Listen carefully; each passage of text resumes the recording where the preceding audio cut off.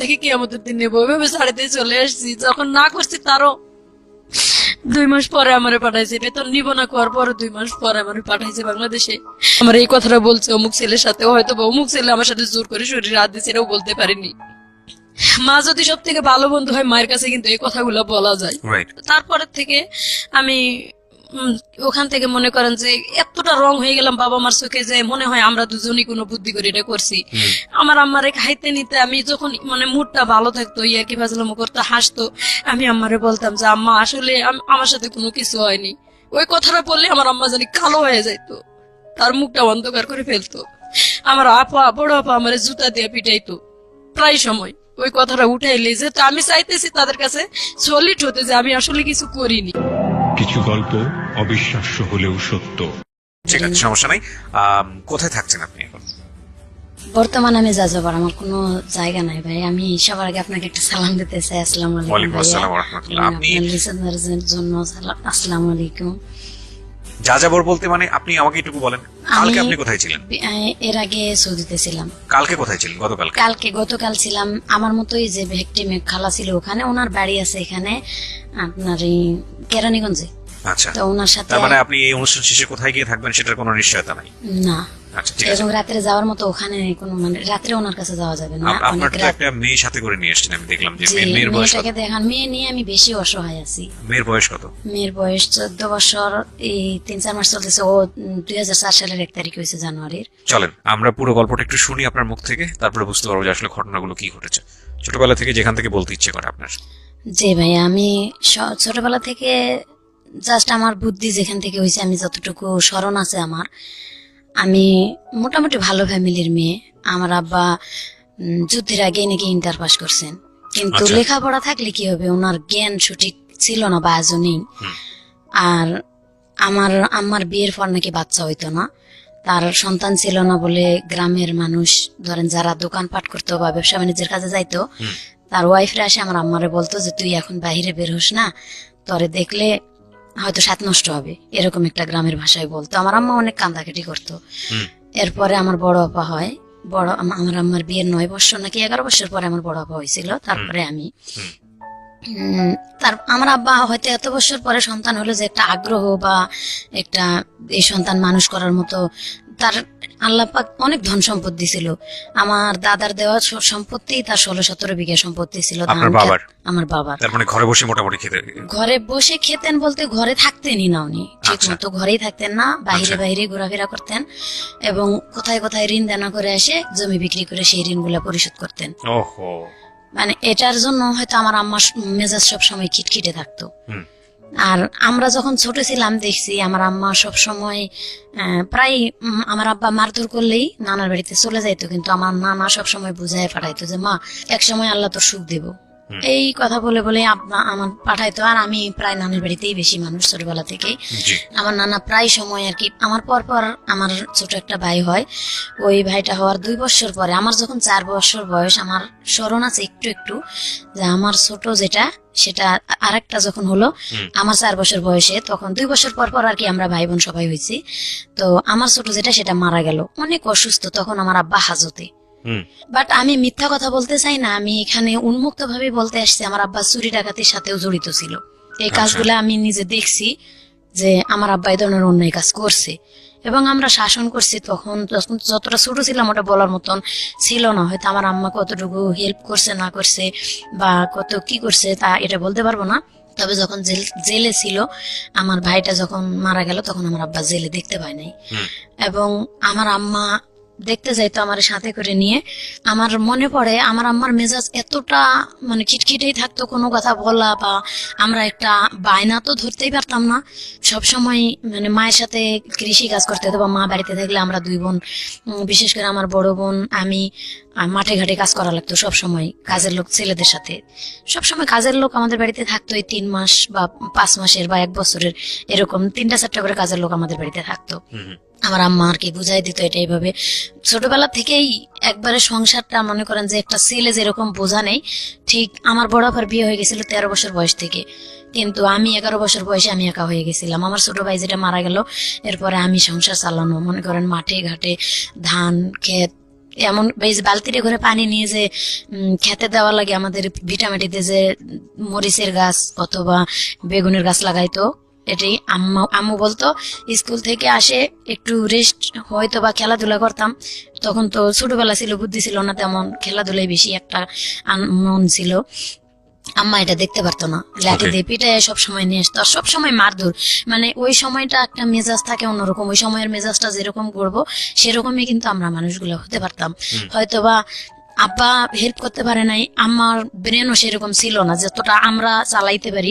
এরপরে তো মার ব্যাপারটা আমরা সবসময় মারধরের উপর থাকতাম আর কি, সবসময় খিটখিটে মেজাজ থাকতো। আম্মা গরু ছাগল চড়াইতাম, গরুর দুধ বিক্রি করতাম, এভাবে ছোট ভাই বোনদেরকে আর কি মানুষ করছি। বিশেষ করে বোঝাটা আমার উপর চাপ পড়ছিল আমার বোনের বিয়ের পরে। আস্তে আস্তে সংসারের অবস্থা খারাপ হতে থাকলো। তখন 3 বেলা কাজের লোক তো বাদ, 3 বেলা ভাত খাওয়ার মতন পরিস্থিতি আসলো না। তখন আমার এই 9-10 বছর বয়স, এই সময় আর কি দেখলাম যে ভাত 3 বেলা খাইতে পারি না। আর যদিও আম্মা একটু কষ্ট করে ধান আবাদ করে নেই, হয়তো সিদ্ধ শুকনা করতে পারে না, ধান নষ্ট হয়ে যায়, এভাবে মানে আমরা 3 বেলা ভাতও খাইতে পারি না। এমন দিন চলে গেছে, এমন দিনের পর দিন আর কি না খাই থাকছি। আবার এমন সময় দেখে গেছে আমার আব্বাস যখন ওই যে অন্যায় পথে ইনকাম করতো, হয়তো সেই সময়টা অনেক ভালো খাওয়াইতেছে, সেটা হয়েছে হালাল রুজি না। আমার এটা স্মরণ আছে, এটা হালাল রুজি না। আমার আব্বা যে সময় খাওয়াইতো এটা হালাল রুজি করে খাওয়াইতো না। যেমন এলাকাতে মেলা হইতো, আমার আব্বা মেলায় মেলায় কোন এক ওষুধ, গুঁড়া জাতীয় ওষুধ নিয়ে আর কি, এটা মনে করেন তরকারির মধ্যে মিশাই মানুষের খাওয়ায় টাকা পয়সা নিয়ে আসতো। এটা আমি দেখছি নিজের চোখে, কিন্তু তখন এরকম জ্ঞান হয়েছিল না যে বাবাকে বাধা দিই, মানে এটা খারাপ কাজ, খারাপ কাজ, এটা বুঝার মতন জ্ঞান তখন ছিল না। তবে যখন জ্ঞান হয়েছে আমার বুঝার মতন, আমার আব্বারে অনেক 10-12 জন লোক আর কি খুঁজতে আসছে। তো ওনারা এসে জিজ্ঞাসা করলো আমাদের বাড়িতে, আমার আম্মার সামনেই জিজ্ঞাসা করছে যে মহসিন কোথায় গেছে। তখন আমার আম্মা যখন মিথ্যা বললো, আমার আম্মা জানে যে আমার আব্বা তাস খেলতে বসছে এখানে গ্রামের এক গ্রাম বাড়িতে, কিন্তু আমার আম্মা মিথ্যা বললো। কথাটা কেমন জানি আমার মাথার মধ্যে নাড়া দিয়েছে, মিথ্যা কেন বললো, অবশ্যই এখানে কারণ আছে, কিন্তু আছে। তখন আমি দৌড় দিয়া, লোকগুলা বের হয় যখন বাড়ি থেকে চলে যাচ্ছিল, আমি মাঠে যাই, মানে মাঠে না, বাড়ির থেকে আর কি একটু দূরে, বাড়ির সামনে যায় পুকুর আছে আমাদের, পুকুরের কাছে যাই, বলতেছে আঙ্কেল আমার আব্বা তো বাহে কোথায় আছে। আমার আম্মা জানে ঠিকই বলে নেই, আমি বলবো কোথায় আছে আসেন, দেখাই দিছি অমুক বাড়িতে আছে। যখন ওই বাড়িতে যাই দেখাই দিল, তখন আমার আব্বাকে ওইখানে যাই সোজা কলারটা ধরে কয়েকটা ঘুষি দিছে আমার সামনে, বলছে যে কালকা রাত্রে যে জিনিসগুলা নিয়ে এসো, জিনিসগুলা কোথায় দেও। তখন আমার আব্বা মানে কথা তর্কাতর্কি করতে আমার আব্বারে গ্রামের মানুষ আরো 2-4 জন মুরব্বী নিয়ে অনেক মারধর করছে। এমন মারছে যে 5 ডলা পর্যন্ত দিছে আমার চোখের সামনে, রাস্তার মাথায়, আমার চোখের সামনে আমি দেখছি। তখনও আমার আব্বার শরম হয়নি যে এই কাজগুলা করলে লজ্জাজনক বিষয়। আমার আব্বা তো সম্পদ থুয়ে গেছে, আমি সন্তানদেরকে মানুষের মতো মানুষ করি বা লেখাপড়া করাই। মাঝে মাঝে আমাদেরকে নিয়ে বসতো, হয়তো প্রাইভেট দেওয়ার মতো ক্ষমতা হয়নি, মাঝে মাঝে শিখাইতো পড়া, কিন্তু আমার আব্বা সবসময় এই অন্যায় কাজগুলা করছে। আমি বড় হওয়া পর্যন্ত দেখছি, আমার সন্তান হওয়া পর্যন্ত আমার আব্বা এই অন্যায় কাজগুলা করছে। তো ফ্যামিলি থেকে যখন একটা মেয়ে নির্যাতিত হয়, তখন কিন্তু সে নিজের একটা পথ খুঁজতে থাকে যে নির্যাতিত ফ্যামিলি থেকে সরে আমি কোথায় যাইতে পারি। আমার আব্বা যখন এই যে এই কাজগুলা যখন করে অন্যায় দেখলাম, যখন বোঝার মতো বয়স হয়েছে, তখন থেকে বলতে শুরু করছি যে আব্বা এটা করা ঠিক না, উল্টা আমাদেরকে মারধর করে। প্লাস দেখছি মাঝে মাঝে আমার আব্বা, আমার আম্মা কিন্তু হেল্প করে মোটামুটি, যদি হেল্প না করতো মানে এত দূর আগাইতে পারতো না আমার আব্বা। মোটামুটি কিছু কাজে হেল্প করছে আমার আম্মা, হয়তো টাকা পয়সা পাইলে একটু খুশি থাকছে, আবার যখন না থাকছে তখন অনেক কান্দাঘাটি করছে। কিন্তু ওই রাগটা আমার আব্বার উপর রাগ না দিতে পারে, আমার উপর বিশেষ করে অনেক অত্যাচার করছে। আমার আপার বিয়ে হয়ে যাওয়ার পর আমি সংসারে একজন ছিলাম, বা আমি মোটামুটি তর্ক করতাম আমার লগে যে এটা করা ঠিক না, এটা করা ঠিক না, এভাবে বলতাম দেখে আমারে মারতো। সরাসরি কিছু বলতে না পারতাম। আমি ক্লাস 8 পর্যন্ত উঠলাম আর কি, তখন ব্রেনে একটা চাপ দিল যে আমি যদি একটা চাকরি বাকরি করতে পারি। তখন গ্রাম বিকাশ কেন্দ্র নামে একটা সংস্থা আমাদের গ্রামে আসলো, এবং পার্বতীপুরের এক ছেলে সেকেন্ড ম্যানেজার ছিল। আমি ভকেশনালের প্রথম ব্যাচের ছাত্রী ছিলাম।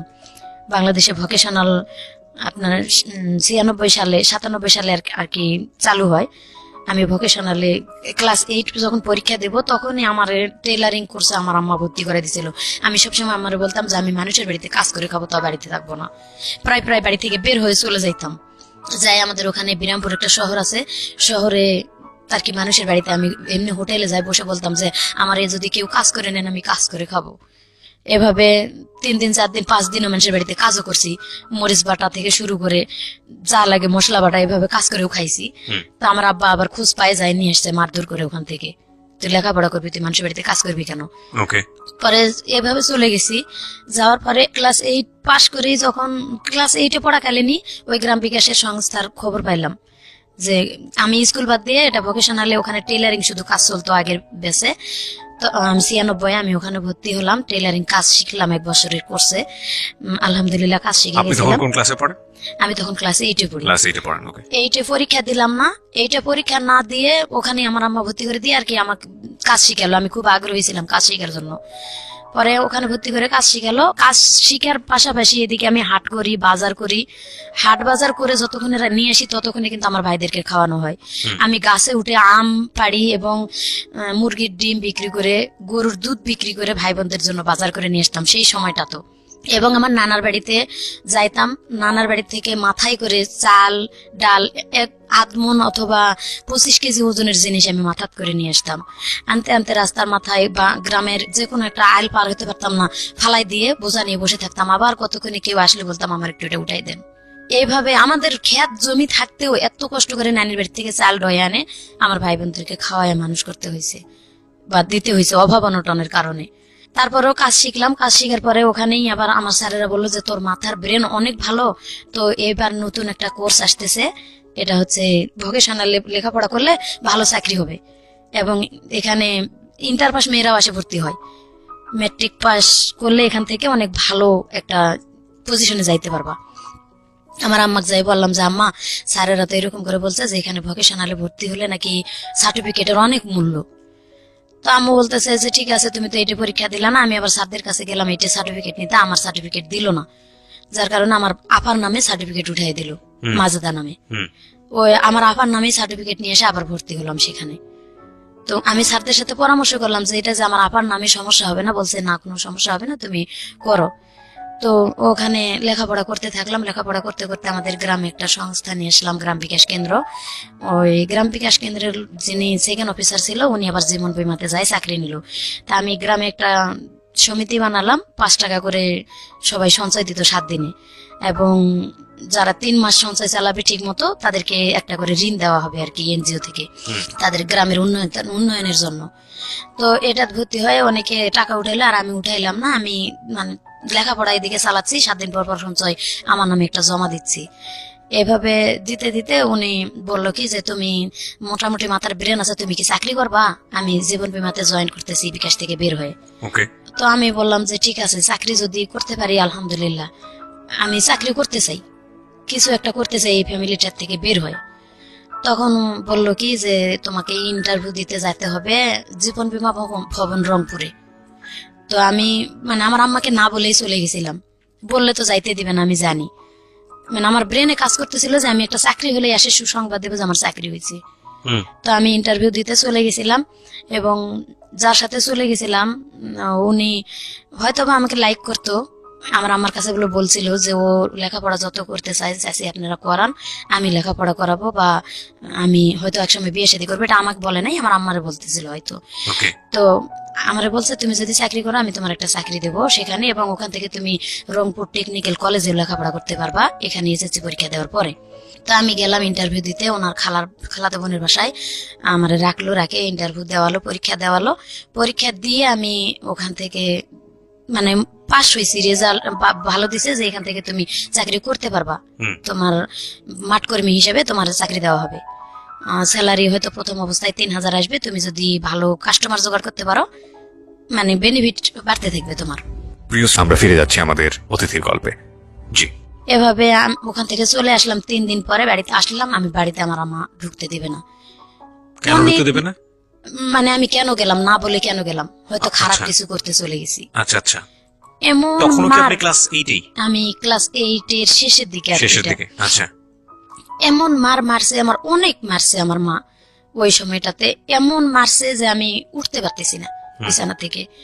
এরকম আমার আব্বা এবং আম্মা দুজনে মিলেই মারছে যে তুই গেলি কেন, আমার আর স্কুল বন্ধ, লেখাপড়া বন্ধ, কিচ্ছু করতেই দিবে না। আমি এত অনুরোধ করে বলতেছি যে না মা, আমি চাকরি করব, আমি কিছু একটা করতে চাই, নিজের জন্য নিজের পায়ে দাঁড়াতে চাই। তখন কিন্তু সুযোগও ছিল অল্প লেখাপড়াতে, কিন্তু তারা করতে দেয়নি। ওখান থেকে আমি যখন 15 দিন বসে থাকলাম, স্কুল থেকে আমাদের স্কুলের দপ্তরিকে পাঠানো হলো যে কেন স্কুলে আসতেছে না ভালো ছাত্রী। আর ওখানে মাত্র 33 জন ছাত্রছাত্রী ছিলাম, 20 জন মেয়ে এবং 13 জন ছেলে, এটা বাছাই করা। ওখানে পরীক্ষা দিয়ে নিতে হয়েছে। পরে স্যারেরা যখন লোক পাঠালো তখন বললো যে হ্যাঁ লেখাপড়া করতে পারবে, এখানে শর্ত আছে, ও কোথাও যাইতে পারবে না, কিচ্ছু না। তখন স্যারেরা আমার বললো যে না, ও তো ভালো মেয়ে, অনেক ছোট্ট মেয়ে, আমার মতো ছোট কেউ ছিল না ওখানে, অনেক ইন্টার পাসের মেয়েরা ছিল এবং বিবাহিত মহিলারা ভর্তি হয়েছিল ওখানে, ম্যাট্রিক পাস করার পর আবার কিছু 8 পাস করার পর ভর্তি হয়েছিল। পরে সবাই স্যারেরা বললো না, ও অনেক ভালো মেয়ে, ও হয়তো বুঝতে পারে নাই এটা কেন গেছে, কিসের জন্য গেছে চাকরি নিতে, এটা আমরা শুনবো। পরে আবার রানিং হলো ক্লাস, আমি ক্লাস করা শুরু করে দিলাম। এখানে ক্লাস করতে করতে করতে করতে আবার মানে আমার ফ্যামিলি থেকে সবসময় চাপ আসতেছে, ফ্যামিলি থেকেই লেখাপড়া করা এবং বালতিতে করে বা কলসিতে করে পানি নিয়ে মরিচের খেতে দেওয়া, এভাবে লেখাপড়া করে কুলে উঠতে পারি না। আবার আমার আব্বা অনেক মারধর করে, আমার আম্মারে অনেক মারধর করে সবসময়, হয়তো ওই জমি বিক্রি করে টাকা নষ্ট করে, এগুলা নিয়ে আমার আব্বার সাথে আমার আম্মার সবসময়টা লেগেই আছে ফ্যামিলিতে। সবসময় যদি প্রত্যেকটা দিন খেট খেট খেট খেট অশান্তি, আমার আম্মারে সবসময় আব্বা মারতেছে বা আমার আব্বা তাস খেলতে যাইতেছে, আমার আব্বা মানে কথাই শুনতেছে না, ফ্যামিলিতে কোনো কাজ কাম করতেছে না, এভাবে আম্মার সাথে লেগেই আছে। মানে মন মেজাজ সবসময় ভালো থাকতো না ভাইয়া। তখন বলতাম যে যদি আল্লাহ নিজে একটা কোনো কিছু করতে পারতাম, তাও তো মানে এখান থেকে একটু সরে যাইতে পারতাম, পারতেছি না। নিজের বাপ যেহেতু কিছু বলতে যে কেন এরকম করতেছো, বা আম্মার সাথেও বলতে পারি না, আমার আম্মা অসুস্থ হয়ে থাকে, দেখতে পারি সারা রাত আম্মার সেবা করতে করতে কাটে যায়। সকালবেলা উঠে রান্না করে রেখে স্কুলে যাই, আর গরু ছাগল বাঁধে রেখে স্কুলে যাই, স্কুল থেকে আসে আবার সেই গরু ছাগল মাঠ থেকে আনে পানি খাওয়ায়। আবার আম্মা দেখা গেছে অসুস্থ হয়ে আছে, আবার এই আকন্দের পাতা, এই পাতাটি নিয়ে এসে পাতা বালু নিয়ে এসে গরম করে আবার আম্মার সেক দিতে হয়, মলম দিয়ে ডলা দিতে হয়, আবার মারের কারণে আবার মানে প্রায় নিত্য দিন এটি। গরু ছাগল নিয়ে এসে সেই গরু ছাগল বাঁধতে হয়, উঠাইতে হয়। আর তখন তো ছেলে মানুষের মন, একটু খেলাধুলার দিকে যাইতাম, খেলাধুলা করলে হয়তো গরু ছাগল কারো খেতে গেছে, ধরে খোয়াড়ে দিছে, আমার আব্বা যদি শুনছে যে খোয়াড়ে দিল, আমি ঘুমায় গেছি হয়তো বা ঘুমার ভান করে রয়েছি, খোয়াড়ে যদি গরু ছাগল দেয়, এই সময় কিন্তু নিজের মনটাই খারাপ থাকে যে গরুটা আমি চড়াইতে নিয়ে গেলাম বা ছাগলটা চড়াইতে নিয়ে গেলাম, খোয়াড়ে দিল, ঘুম আসে না। আমার আব্বা যতক্ষণ বাসায় না আসে আমি কিন্তু চুপ করে চোখ বুঝে শুয়ে থাকি। আমার আব্বা ঘুমের তালে আসে বাতা দিয়ে ইচ্ছা মতো বাড়ি শুরু করে দেয় যে গরু ছাগল ছাড়ে দে, কই গেছিলা, কেন নিয়ে গেল খোয়াড়ে। আব্বার পাও ধরি, আব্বা আর মায়েরও না, আব্বা এভাবে মার দিও না, আমরাই তো সবসময় দেখি সংসার, তুমি আর কতটা গুরুত্ব দেও। খুবই দুঃখজনক। এভাবে আরো বেশি মারধর করে। আমাদের ঘর ছিল না থাকার, একটা ঘর, বাবা মা থাকে বুঝে নিত। তখনও তো সেরকম বয়স হয়েছিল না, একটু বোঝার মতন বয়স হয়েছিল আর কি, ক্লাস 8 এর শেষের দিকে, তো 8, 9 এরকম টাইমটা একটু বোঝার মতো সব বয়স হয়েছিল আর কি। থাকার মতন জায়গা ছিল না, আমার আব্বা ঘর করতেও না, ছোটবেলা থেকে এক ঘরেই থাকতাম। আবার আমার দাদি ছিল, দাদি কোনোদিন আমাদেরকে নিত না এক ঘরে, বলতো যে প্রস্রাব করবো, যার কারণে আমার দাদি যখন মারা যায় আমরা তখন ছোটই ছিলাম, ওই পরের থেকে দাদি মারা যাওয়ার পরে ওই একটা ঘরই আমাদের ঘর যেটা ছিল, এটা অরিজিনাল ঘরটা পড়ে গেল। এমনও দিন আছে ভাত খেয়ে ঘরটা ঝাড় দিয়ে হয়তো ভাতের আটাটা একটু দেয়ালের দিকে ঠেলে দিয়ে থুয়ে দিত আম্মা, ওইখানে বিছনা করে ঘুমায় থাকতাম। মাথায় তেল তুল দিলে পিঁপড়া আসে, কান মাথা মানে পুরা মাথা একবারে পিঁপড়া যেমন ঘর বাঁধে এরকম ঘর বাঁধার মতো, ঘুমে তেলে উঠে সিলাসিলি করতাম, কান মাথা ডলাডলি করতাম। আব্বা উঠে একবারও দেখতো না, হয়তো আম্মা উঠতো মাঝে মাঝে, আর মাঝে মাঝে বলতো যে ঝাড়া দেও মাথাটা, ঝাড়া দেও, কিন্তু একবারে ঘর বাঁধার মতো পিঁপড়া, বড় বড় দাঁতলা লাল পিঁপড়া গুলা কানের মধ্যে কামড় দিয়ে। এরপর পরে এত কষ্ট করে থাকতে থাকতে আল্লাহর কি হুকুম, এরপরে 95 বন্যাতে আমার ঘরটা সব ভেঙে গেছিল। তখন আমি স্কুল থেকে আসে বালি প্লেটে করে পুকুর থেকে পানি উঠাতাম বা এই কাদা উঠাতাম ডুব দিয়ে দিয়ে উঠে এই কাদাটি 5 দিন 7 দিন শুকায় আবার ওই কাদা মাথায় করে ঢোয়ে নিয়ে এসে আমার কইছে আম্মা তুমি বাদ দাও আমি মাটি উঠে দিয়ে এভাবে ঘর করবো, আমরা ঘর না হলে থাকতে পারবো না। তালপাতার বেড়া করে থাকে, পরে ওই ঘর দিয়ে আমরা নিজেরাই ঘর তৈরি করলাম আম্মা আর আমি। জি। বিশেষ করে আম্মা আর আমি পরিশ্রম করে ঘর দুটা তৈরি করলাম, মাটির ঘর, এবং গ্রামীণ ব্যাংকের থেকে কিস্তি উঠায় আম্মা ঘরে টিন দিল, দিয়ে মোটামুটি আর কি একটু সচ্ছলের দিকে তখনকার থেকে হালকা নিজেরা আম্মা আমি এই কিস্তি উঠায়া গরু ছাগল পালে এভাবে ক্ষেত খামার নিজেরা একটু করে চালাইতে পারতেছি টুকটাক করে। ঠিক এরকম অবস্থায় আমার স্মরণ আছে যে আমি যখন ক্লাস 9-এর প্রথম দিকে, তখন মানে গ্রামের টিভি ছিল, সাদা কালো টিভি, আমার এক মামার বাড়িতে, গ্রামে হয়তো আর এক ভাইয়ের বাড়িতে। তো রাত্রে সবাই যাইতো, আমরা মাঝে মাঝে লেখাপড়া শেষ করে আবার টিভিও দেখতে যাইতাম। তো একদিন রাত্রে আমি টিভি দেখতে গেছি আমার মামার বাড়িতে, আমার অনেক খারাপ লাগতেছে, আম্মারে বলতেছি আম্মা আমার জানি শরীরটা অনেক খারাপ লাগতেছে, তো তোমরা নাটক শেষ করে আসো। তখন ছোট ছোট ডিও নাটক হইতো, বলছে যে তোমরা পরে আসো একটু, আমি আগে যাই। তো নাটক শেষ হয় নাই, আমি চলে আসছি। আমি আসলে আম্মা পিছে পিছে আমার আম্মা ওরা চলে আসছে, আর আমি যে চলে আসছি আমার মামাতো ভাই কোন ফাঁক দিয়ে চলে আসছে ঘরে আমি জানি না। আমি সোজা আমাদের বাড়িতে ঢুকে আগে আমার মানে কারেন্টের সুইচ অফ না করে ঘরের দরজাটা শুধু খুলে দিছি, তালাটা খুলে বাইরের দরজা খুলে রেখে আসছে। আম্মা তো পিছে আসবেই 10 মিনিট পরে। আমি বাইরের দরজা খুলে রেখে চলে আসে, দরজা তালাটা খুলে আমি কলপাড়ে গেছি যে প্রসাব করে হাত মুখ ধুয়ে আসি, ধুয়ে ঘুমাবো। আমি কলপাড়ে গেছি, কলপাড় থেকে ঘরে আসে ঢুকা মাত্র আমার মামাতো ভাই আমার জড়ায় ধরছে।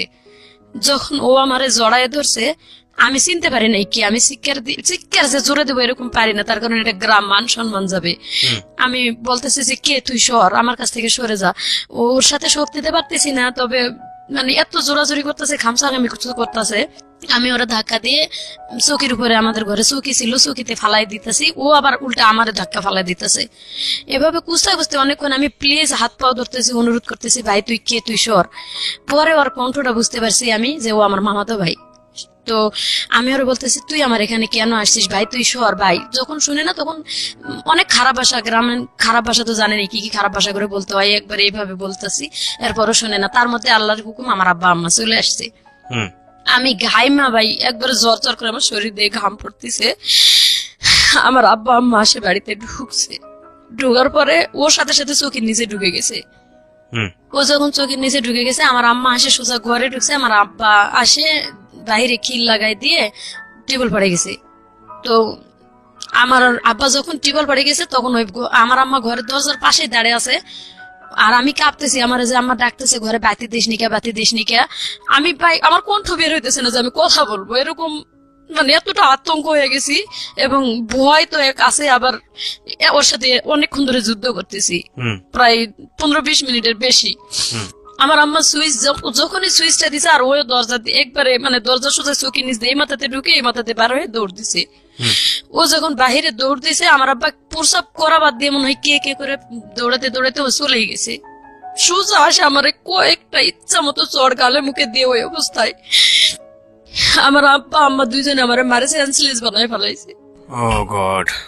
আমি সেন্সলেস অবস্থায়, সেন্সলেস থেকে উঠার পরে আমার বারবার জিজ্ঞাসা করে যে ওই কেন আসছিল আর কি হয়েছে। তারা মনে করে যে আমার সাথে দুর্ঘটনা, আজও তারা বিশ্বাস করে না যে কিছু হয় নাই। আমি এত আল্লাহর কসম আমার মায়ের কসম দিয়ে বলি যে আমার সাথে কোনো কিছু হয়নি মা, আমি কোনো কিছু করতে দেইনি, আর যদি হইতো এটা জোরপূর্বক কিছু হইতো। আমার আম্মা বিশ্বাস করে না, তুই মিথ্যা কথা বলে হয়তো ওর সাথে পরামর্শ করে তোরা আইছিস, সেটা এইভাবে যে আমরা ওখানে আছি তোরা পরামর্শ করে এখানে আইছিস।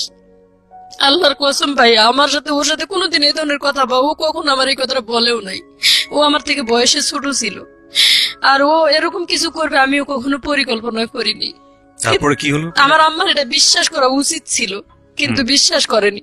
বলছে যে অ্যাক্সিডেন্ট একটা কিছু হয়েছে। তখন থেকে ওই ছেলের সাথেও আমি কথা বলি না। আমার সাথে সাথে আমার আম্মা বের হয়ে আমার মামির কাছে গেছে, যাই মামির সাথে কি বলে চলে আসছে জানি না। তারপরে তখন আমার দিকটা আরো অন্যদিকে চলে যাচ্ছে যে আমি কিভাবে এই ফ্যামিলি থেকে বের হতে যেতে পারবো। মানে সব সময় এমন এক খারাপ ভাষা ইউজ করতো আমার আম্মা, আরো বেশি। ওই সময়টা তো একটা ইয়ং মা সব থেকে ভালো বন্ধু হওয়া দরকার সন্তানের, সেই সময়টা মা সব থেকে ভালো বন্ধু হওয়ার দরকার। কিন্তু আমার মা ছোটবেলাতে যা করছে করছে, কিন্তু ওই সময়টা এসে একটু অন্তত নর্মাল হওয়া প্রয়োজন ছিল। এমনিতে রাত্রে দিনে হাট বাজার করাইতো, লাকড়ি ঘড়ি কুড়াইতো, এই বয়সে যায় লাকড়ি কুড়ায়, কুষারের ক্ষেত থেকে, মানুষের কুষারের ক্ষেত থেকে ঘড়ি বোঝায় বোঝায় ওই সময়টা তো কুড়াই নিয়ে এসে দিছি। এরকম অবস্থায় কিন্তু গ্রামের ছেলেদের কাছে অনেক লাঞ্ছিত হইতে হয়। সেগুলো তো মায়ের কাছে বলার মতো সুযোগ ছিলই না, কখনো বলতে পারিনি যে অমুক ছেলে আমার এই কথাটা বলছে, অমুক ছেলের সাথে হয়তো বা অমুক ছেলে আমার সাথে জোর করে শরীরে হাত দিচ্ছে, এটাও বলতে পারিনি। মা যদি সব থেকে ভালো বন্ধু হয়, মায়ের কাছে কিন্তু এই কথাগুলো বলা যায়। তারপরের থেকে আমি ওখান থেকে মনে করেন যে এতটা রং হয়ে গেলাম বাবা মার চোখে যে মনে হয় আমরা দুজনই কোনো বুদ্ধি করে এটা করছি। আমার আম্মারে খাইতে নিতে আমি যখন মানে মুডটা ভালো থাকতো, ইয়ার কি ফাজলামো করতে, হাসতো, আমি আম্মারে বলতাম যে আম্মা আসলে আমার সাথে কোনো কিছু হয়নি। ওই কথাটা বললে আমার আম্মা জানি কালো হয়ে যাইতো, তার মুখটা অন্ধকার করে ফেলতো। আমার আপা, বড় আপা আমার জুতা দিয়ে পিটাইতো প্রায় সময় ওই কথাটা উঠাইলে, যে আমি চাইতেছি তাদের কাছে সলিড হতে যে আমি আসলে কিছু করিনি। প্রিয় শ্রোতা, আমরা ফিরে যাচ্ছি আমাদের অতিথির গল্পে। জি, যখন না পারছি তখন মানে আমি, আমার ক্লাসমেট ছিল স্বামী একটার নাম, বান্ধবীর সাথে মোটামুটি শেয়ার করতাম যে ফ্যামিলি থেকে মেয়েরা যদি লাঞ্ছিত হয় তারা কোথায় যায় দাঁড়ায় বল। ও যখন বলতো ওর বাবা মা এটা দেয় সেটা দেয় বা তাদেরকে এত সাপোর্ট করে, তখন নিজের মনটা যেন ভরে উঠতো শুনে যে ওর বাবা দিনমজুরি কাজ করে এবং সুন্দর একটা বাড়ির উঠান, বলতেছে আমরা এত পদ্মার ভিতরে থাকি যে আমাদের বাড়ির উঠানের বাইরে যেটা খোলা থাকে এই খোলাটা পর্যন্ত মাটির প্রাচীর দিয়ে ঘেরানো, আমার আব্বা নিজে পরিশ্রম করে এটা করছে। তো তখন নিজেকে মানে কেমন জানি অনেক ছোট মনে হইতো যে এত আমার দাদা এত সম্পদ রেখে গেছে এবং আমার আব্বাকে যতটুকু সাধ্য লেখাপড়াও করাইছে, আমার দাদা মারা যাওয়ার পরও লেখাপড়া করছে, তো তাতে লাভটা কি হলো? আর ওরা রাজমিস্ত্রি কাজ করে বা কাঠমিস্ত্রি কাজ করে এত সুন্দর করে এই মেয়েগুলোকে মানুষ করছে। আমার আম্মার সাথে করে নিয়ে তাদের বাসায় নিয়েও গেছি ঢাকা, তারা বিরামপুরে রুম ভাড়া নিয়ে থাকতো। মাঝে মাঝে আমি মাঝে মানে মন চাইতো না বাড়ি যাইতাম, আজকে বাড়িতে গেলে না জানি কি দুর্দশা আছে। প্রায় স্বামীর সাথেই থাকতাম, স্বামীদের বাসায় ঘুমাইতাম বা ওখানেই খাওয়া দাওয়া করে স্কুল করতাম। তো এভাবে করতে করতে একদিন জানি না সেরকম বয়সে হয়তো অনেক ছেলেরাই চয়েস করছে, ছেলেরা অনেক ডিস্টার্ব করতো, আমি এটা আমার কাছে যাই বলতাম যে আম্মা আজকে এই ছেলেটা অমুক কথা বলছে, অমুক ছেলেটা অমুক কথা বলছে। মাঝে মাঝে আমি ছেলেদের উপর রাগ করতাম বা জুতা দিয়ে পিটাম, ওই ধরনের কথা বলতাম। তো ছেলেরা চটে গিয়ে আবার আমাদের বাড়ির গ্রামের লোকের কাছেও বলতো এটা কার মেয়ে এত সাহস। মোটামুটি সাহস ছিল ভাইয়া ছোটবেলা থেকেই আমার। তো আমার আম্মা বলতো যে তুই মেয়ে মানুষ হয় ছেলেদের সাথে এরকম করে কথা বলিস কেন? তো আমি কি করব, তারা রং কথা বলে আমার পিছে পিছে, আমি কি আর কোনো মেয়ে পাই না, খালি তোর সাথে এরকম করে সবাই। যদি কোনো কথাই শেয়ার করতে যাইতাম ওই আগের অতীতটা আম্মা টেনে আনতো, মানে ঘুরে ফিরে ওই জায়গাটা এসে দাঁড়াইতো, যে কোনো কথার দিক দিয়ে আর কি ওটাই ঘুরে ফিরে। তো ওই যে বললাম যে ক্লাস 10-এ যখন আমার বিবাহিত মহিলারা মিলে একসাথে লেখাপড়া করতে থাকলাম, তো একদিন স্কুলে গেছি, আমার আম্মা বলতেছে আমার শরীরটা প্রচুর ব্যথা করতেছে, পারলে একটু হসপিটাল থেকে সরকারি ট্যাবলেট আর কি আনে দেওয়ার জন্য। ওষুধ কেনার মতন টাকা তখন ছিল না। বলতেছে যে পারলে হসপিটাল থেকে আমার একটু ওষুধ এনে দিস। তা আমি বললাম যে ঠিক আছে আমি যাবো। গেছি স্কুলে, এমন বৃষ্টি আসছে, অনেক বৃষ্টি, আর আমি সকালবেলা বাসাতে বের হয়েছি, পরেতেই হালকা হালকা বৃষ্টি হইতেছিল। আর আমি যখন বাসাতে বের হয়েছি তখন পাশের গ্রামে আমাদের বাড়ি পার হয়ে মানে নদী পার হয়ে যাওয়া লাগে স্কুলে।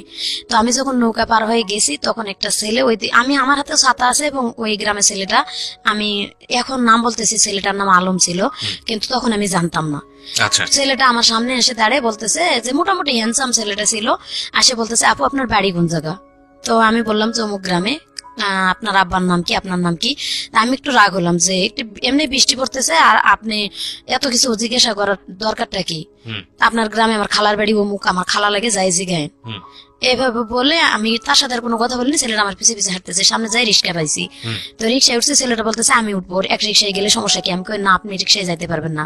বলতেই আমার আব্বার বন্ধু যে ক্লোজ সবসময় রানিং মেম্বারই করে, আমার আব্বা ওনার হয়ে কাজ করে, উনি আর কি মূর্খ মানুষ ছিল, তবে মেম্বার, ওনার কাজগুলো আমার আব্বা করে দিত। তো উনি যাই দেখতেছে ছেলেটা আমার সাথে কথা বলতেছে আর কি, রিক্সায় উঠবে এরকম কিছু কথা।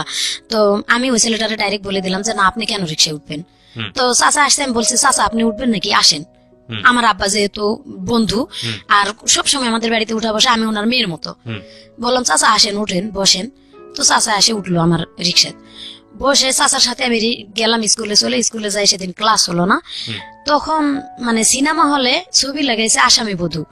তো সব মহিলারা, বিবাহিত মহিলারা কি, যে টিচার ছিল, টেইলারিং টিচার, উনি সবার সাথে ফাজলামো করতেছে, আজকে তো ক্লাস হবে না, তো তোমরা সবাই এক কাজ করো, মানে উনি জানি আমাদের সাথে বলছে তোমরা সবাই মিলে আসামি বধূ ছবি দেখে আসো, সিনেমা দেখতে যাও। তো যারা যারা বাড়ির পাশে বাড়ি ছিল, হিন্দু বৌদি যারা ছিল বা মুসলমানও ছিল, বলতেছে ঠিক আছে, এটা তো একসাথে হলে ভালোই হয়, হালকা হালকা বৃষ্টিও আছে। তা আমারে পিচ্ছি বলে ডাকতো সবাই, বলতেছে পিচ্ছি তুই কি যাবি? তো কেমন জানি মনটা আনন্দ হয়ে উঠলো, ঠিক আছে সবার সাথে গেলে মনে হয় একটু ভালোই হয় মনটা। আরো বাড়ি থেকে মন খারাপ করে এসছে অনেক, সকালবেলায় হয়তো আব্বা আম্মা একটু রাগারাগি দেখে আসছি, মন খারাপ। আমি চলে গেছি তাদের সাথে, আমি কই আমার কাছে তো টাকা নাই। বৌদি বলতেছে যে আমি তোর দাদার কাছে বলে টাকা নিয়ে এসেছি, বাড়ির পাশে আর কি তার দোকান ছিল, এক পাইলট স্কুলের সামনে তার হাজবেন্ডের দোকান এবং তার বাড়ির সাথেই।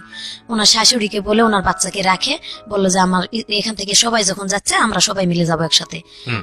উনি আমার টাকা দিল, নিয়ে গেল সিনেমা হলে, উনি টিকিট কেটে দিচ্ছে, টাকাও দেয় নেই, ওনাদের রিক্সায় করে নিয়ে গেছে। সিনেমা দেখছি আমরা। ওই সিনেমা দেখতে নাকি আমার যে আছে আমার সাথে রিক্সায় আসছে, উনি দেখছে। তো উনি আমার আব্বাকে ডাকে বলছে কি যে তোর মেয়ে অমুক গ্রামের অমুক ছেলের সাথে সিনেমা দেখতে আসছে। আচ্ছা, এখানে মানে একবারে সব জিনিসগুলো পরে প্রমাণ করে দিছে, কিন্তু আমার আব্বা না শুনে না জানে সোজা বাড়িতে গেছে, যায় দেখে আমি স্কুল থেকে যাই ভাত খাইতে বসছি।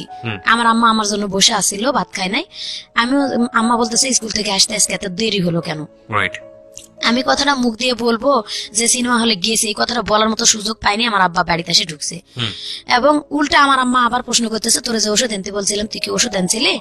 তো আমার আব্বা একটা খারাপ ভাষা ইউজ করে ডাইরেক্ট মানে ফিরা, যে ফিরাতে আমরা বসে ভাত খাই, আমার আম্মা এক পেড়াতে বসে, আমি এক পেড়াতে বসছি, আর এক পেড়ে তুলে আমার ঠাস করে মাথার উপরে বাড়ি দিছে। তো মাথাটা আমি হালাইছি, পরে এখানে বাড়ি, এখনো দাগ আছে এখানে কাটার, মানে ফাটে গেছে জায়গাটা। আমি তো সেন্সলেস হয়েছি কিনা ওই মুহূর্তে বলতে পারি না, তারপরে কি হয়েছে তা বলতে পারি না।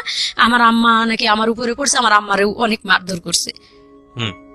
আশেপাশে বাড়ির মানুষ জমা হয়েছে, কেন মারধর করছে, ডাইরেক্ট এই খারাপ ভাষা ইউজ করছে আমার আব্বা, যে এরকম অমুক ছেলের সাথে সিনেমা দেখতে গেছে। এভাবে যদি বাবাই বলে তাহলে কি একটা মেয়ের বিয়ে দিতে গেলে কিন্তু অনেক কষ্ট হয়ে যায়। বড়াম্মারা বলতেছে যে আমরা তো বাড়ির পাশে থাকি, আমরা তো দেখি না একটা, আমি আমার আম্মার এত সংসারে হেল্প করার পরে যদি বড়াম্মারা বলে যে মা আমাদের একটু রুটি বানায় দিয়ে যা, অথবা রান্না করে দিয়ে যা, তরকারি কাটি দিয়ে যা, ঘর লেপে দিয়ে যা, আমি কিন্তু তাও করি। এর জন্য সবাই আমারে ভালোবাসে যে ও বাড়ির কাম করে করে আমাদেরও কাজ করে দেয়। তাদের মেয়েরা আর কি এতটা কাজ করে না, তাদেরকে বলে দেখ ও নিজের বাড়ির কাজ করে লক্ষ্মী মেয়ের মতো, আমরা বললেও কোনোদিন না করে না। তো তারা আসে এই কথাগুলো বলে যে ওর তো কোনো সময় আমরা এরকম দেখি না, ও শৃঙ্খল। তো ও এই ধরনের কাজ করছে, সেটা তুমি বাপ তুমি গোপনে আসে বলতে পারতা আস্তে আস্তে, যেটা করা ঠিক না, তুমি এভাবে মারধর করলা কেন? এরপরে আমি লজ্জায় গলায় ফাঁস নিতে গেছি, ভোরবেলার দিকে জ্ঞান ফিরছে আর কি। আমি জ্ঞান ফিরে দেখি আমি শুয়ে আছি একা, আমি ওড়না পেয়েছে আর কি, গলায় ফাঁস নিতে গেছি। যে এভাবে ছোটবেলাতে তো অত্যাচারে মানুষ হইতেছি, আবার এখন উপযুক্ত হয়েছি, যদি ফ্যামিলিতে অত্যাচারিত হয় এভাবে কোন ভালো ঘরে বিয়ে হবে? আমাদের তো ভালো ঘরে বিয়ে হওয়ার কোনো সম্ভাবনাই নাই। যার কারণে আমি গলায় ফাঁস নিয়ে মরতে গেছি। আমার আব্বাই দেখছে, আবার কেমনে ঘুমিতেছে, এখন পাইছে আমি আর এক ঘরে থাকি, ঘরের মাঝখান থেকে দরজা, তো ওই দরজার মানে দরজা লাগানো ছিল না, দুইটা ঘর করছিলাম আম্মা আমি মিলে, কিন্তু দরজা ছিল না, টাকা পয়সা অভাবে বানাইতে পারি নাই। তো ওই পাশের ঘরে আমি ছিলাম, আমার আব্বা দেখে আবার দৌড় দিয়ে ঘরে যায়, উন্নাটা খসে আবারও মারছে আমার। তখন অনেক মারলো, মারার পর আবার স্কুল লেখাপড়া বন্ধ। তো যখন 7 দিন স্কুলে না গেছি, এদিকে তো মানে 3 দিন পরে ওই ছেলের নাকি আব্বা দেখা পাইছে, ওই ছেলের বাড়ি যে অমুক গ্রামে, আমাদের পাশের বাড়ির এক ছেলেই ওই ছেলের দেখা পায়। পরের দিনেই বলছে যে কিরে তুই নাকি মুর্শিদারে নিয়ে সিনেমা দেখতে গেছিস, তোর জন্য দেখ মেয়েটার মারে কি অবস্থা। কয় মুর্শিদাকে আমি তো চিনিও না। তখন ওইভাবে যখন বলছে আমি চিনি না, কয় তুই চিনিস না, অথচ তার এভাবে মারলো, তুই কি সিনেমা সত্যি সিনেমা দেখতে যাস নাই? কয় না আমি সিনেমা দেখতে যাই নাই। তো 3 দিনের দিন ছেলেটা নিজে আব্বার সাথে দেখা হয়, আব্বারে বলতেছে যে চাচা আপনি বলে আমার জন্য আপনার মেয়ের তো দুর্নাম হবে, আমারও দুর্নাম হবে এলাকাত। আপনি কি যাচাই করছিলেন যে কোথায় গেছিল আপনার মেয়ে, কেন গেছিল, কার সাথে গেছিল? আমার আব্বা বলে কথা বলে না, বলতেছে যে কোনো ঘটনা না, আপনার মেয়ে নদী পার হয়, আমার আমি জিজ্ঞাসা করছি আপনার নাম কি, আবু নাম কি, বাবার নাম কি? তো আপনার মেয়ে আমার নামই বলেনি, আমি জান মুখে আপনার মেয়ের নাম মুর্শিদা। তখন আব্বা বাড়িতে এসে ভাত খাইতে বসে কাঁদতেছে আর কি, লজ্জায় নিজের মাথাটা উঁচু করে দেখাইতে পারতেছি না মেয়ের সামনে আমি এভাবে মেয়েরে মারলাম। রাইট। এটা নিজের থেকে আর কি অনুতপ্ত হইলো আমার আব্বা। কিন্তু আমি লজ্জায় আমার আব্বার সামনে আসিও নেই। কয়েকদিন মনে হয় না খাইছিলাম, আমি বলতে পারি না কয়েকদিন না খাইছিলাম। না খাই থাকলেও কিন্তু মার কাছে হেল্প করছি, মার সাথে মানে মন ভার অবস্থায় চলতেছি, হেল্প করতেছি। আমার মামা ডাক্তার ছিল, পিছনে ব্যান্ডেজ একটু করে দিছিল, মানে রক্ত বেরিয়েছিল। এইভাবে যে ছেলে আমার সাথে ওই যে করলো না প্রথম, ওই ছেলের বাবাই ডাক্তার, মামা আমার। এভাবে আর কি 7 দিন যখন গেল তখন আবার স্যারেরা খোঁজ নিল যে এই মেয়েটা স্কুল অ্যাবসেন্ট করে না, তা আবার কেন অ্যাবসেন্ট করলো। তখন বাড়িতে আবার দপ্তরে আসলো, আম্মা বললো যে ওর লেখাপড়ার দরকার নেই, আমরা বিয়ে শাদী দিয়ে দিব, এভাবে হবে না। মানে আমার আব্বার উপর রাগ করে এটা বলতেছে যে কারো কাছে শোনা নাই কিছু নাই, নিজের মেয়ের দুর্নাম বার করে বসে থাকে, এভাবে আর করবো না, থাক। তখন আমি মানে স্কুলে যাবো না, একটা ডিসিশন নিয়েছি, স্কুল আর করবোই না। এভাবে 2 দিন 4 দিন পর স্কুল বন্ধ করে দেয়, ইচ্ছা মতো কয়ে যাও, ওটা হবো না, এভাবে লেখাপড়া আমি করবো না। তো স্কুল থেকে স্যারেরা বললো যে তুমি মেট্রিক পরীক্ষাটা পর্যন্ত অন্তত পড়ো, তোমার ভালো হবে। তো আব্বারেও বুঝাইলো অনেক, আম্মারেও বুঝাইলো। আমি আমার আব্বার সাথে তখন রাগ করে প্রায় অনেকদিন কথা বলিনি। স্কুলে যাওয়া শুরু করলাম, আবার স্কুলে যাইতেছি, ক্লাস 9-এ পরীক্ষা দিলাম, মানে এসএসসি পরীক্ষার মতোই গার্ড দিয়ে আমাদের পরীক্ষা হলো 9-এ। আবার 10-এ উঠলাম। 9-এ আমার 12টা সাবজেক্ট নিয়ে লেটার নিয়ে পাশ করলাম মোটামুটি, মানে ভালো পজিশনে। স্যারেরা বললো যে ও অনেক কিছু করতে পারবে, যেহেতু এখনো বয়স অনেক কম আছে। আপনি, আমার আব্বারে ডাকে মিটিং করলো যে আপনি ওরে একটু হেল্প করেন, দেখবেন মেয়েটা অনেক উপরে উঠতে পারবে, অনেক কিছু করতে পারবে। এ কথা বলে তখন আমি 7200 টাকা ওখান থেকে একটা ইয়ে পেলাম আর কি, টাকা স্কুল থেকে ওটা দিত 260 টাকা করে মনে হয় বেতন হিসেবে, সেটা একবারে দিল। দিয়ে আমার আব্বা ডাকেই দিছে, দিয়ে হাতে দিয়ে বলছে যে এটা দিয়ে মাত্র 2500 টাকা লাগবে একটা সেলাই মেশিন কিনে দিতে, আপনি 2500 টাকা দিয়ে একটা সেলাই মেশিন মেয়েটারে কিনে দেন। তো আমার আব্বা সেলাই মেশিন কিনে দিল না, কিনে দেয়নি, কান্দাকাটি করছি অনেক, তারপরও দেয়নি। এরপরে থেকে বিয়ের প্রস্তাব খোঁজা শুরু করলো। মেন রহস্য হয়েছে বিয়ে দেওয়ার, আমার নানার বাড়ির সম্পদ পাবে আমার আব্বা। আচ্ছা, আমার যদি বিয়ে দিতে পারে তাহলে মামারা দিবে আর কি সম্পদটা, যেহেতু একটা মেয়ে উপযুক্ত হয়েছে, আমার আব্বা পরিশ্রম করে না। এই উসিলাই আর কি আমার বিয়ে ঠিক করা শুরু করলো। আজকে এখানে কালকে এখানে গরুর মতো দেখা শুরু করলো। আজকে এক জায়গার লোক আসে দেখে যায় 2000-2500 খরচ করে, আবার 3 দিন পরে আরেকখানের লোক আসে দেখে যায়, এভাবে খরচ করে স্কুল করতে দেয়। মানে আপনাকে দেখতে আসতো লোকজনে দেখতে আসতো 2 দিন 4 দিন পর। আমার কাছে খুব খারাপ লাগতো ভাইয়া এটা, যে আমি লেখাপড়া করবো, আমি রানিং একটা ছাত্রী, আমি আর কিছুদিন পরে মেট্রিক পরীক্ষা দেবো না। আমার আব্বা এমন ভাবে উঠে পড়ে লাগলো বিয়ে দিবেই, কেন এভাবে উঠে পড়ে লাগলো আমি নিজেও বুঝতে পারতেছি না। আমি বারবার আম্মার কাছে বলতেছি যে মা আমি বিয়ে করবো না, অন্তত মেট্রিকটা আমার পাশ করাও তোমরা। আমার আম্মা বলতেছে আমার করার কিচ্ছু নেই, আমি কিচ্ছু বলতে পারবো না, তোর বাবার সাথে আমি কথা বলতে গেলেই মানে মার খাওয়া লাগে। তো যাই হোক, আমার বিয়ে ঠিক করলো, এক জায়গায় বিয়ে ঠিক হলো, সম্পূর্ণ লেনদেন সবকিছু ঠিক। বিয়ের 3 তারিখ ঠিক, সোমবারের দিন বিয়ে হবে। 1 সপ্তাহ আগে থেকে আত্মীয় স্বজন দাওয়াত দেওয়া শেষ। একেবারে মানে বুধবারে, সোমবারে বিয়ে হবে, বুধবারের দিন আসে কি যেন ঘটনা নিয়ে বিয়ে ভাঙ্গি। মানে কোন আত্মীয় স্বজনে বলে দিছে যে ওই ছেলের বাপের কাছে যে আমার আব্বার চরিত্র ভালো না, মেন সমস্যা হয়েছে ওই জায়গায়। আবার আমার যে ওই যে মানে আগে সেই ঘটনাটা, এটাও বলে দিছে যে মেয়ে চলিত নেই, মেয়ে ওর মামাতো ভাইয়ের সাথে মানে এরকম কিছু হয়ে গেছে, তার বাপ মাই প্রমাণ বের করছে, অন্য কেউ না। এভাবে আর কি ওই বিয়েটা ও ছেলের বাবা দিবে না। তো ওই ছেলেটা আর কি আমার সবসময় চিন্তা, আমি যে টেলার্স এর কাজ করতাম সেইভাবে ওই তার টেলার্স এর সুতার দোকান ছিল আর কি, সুতা ঘর, কেসি ঘর, মেশিন ঘর।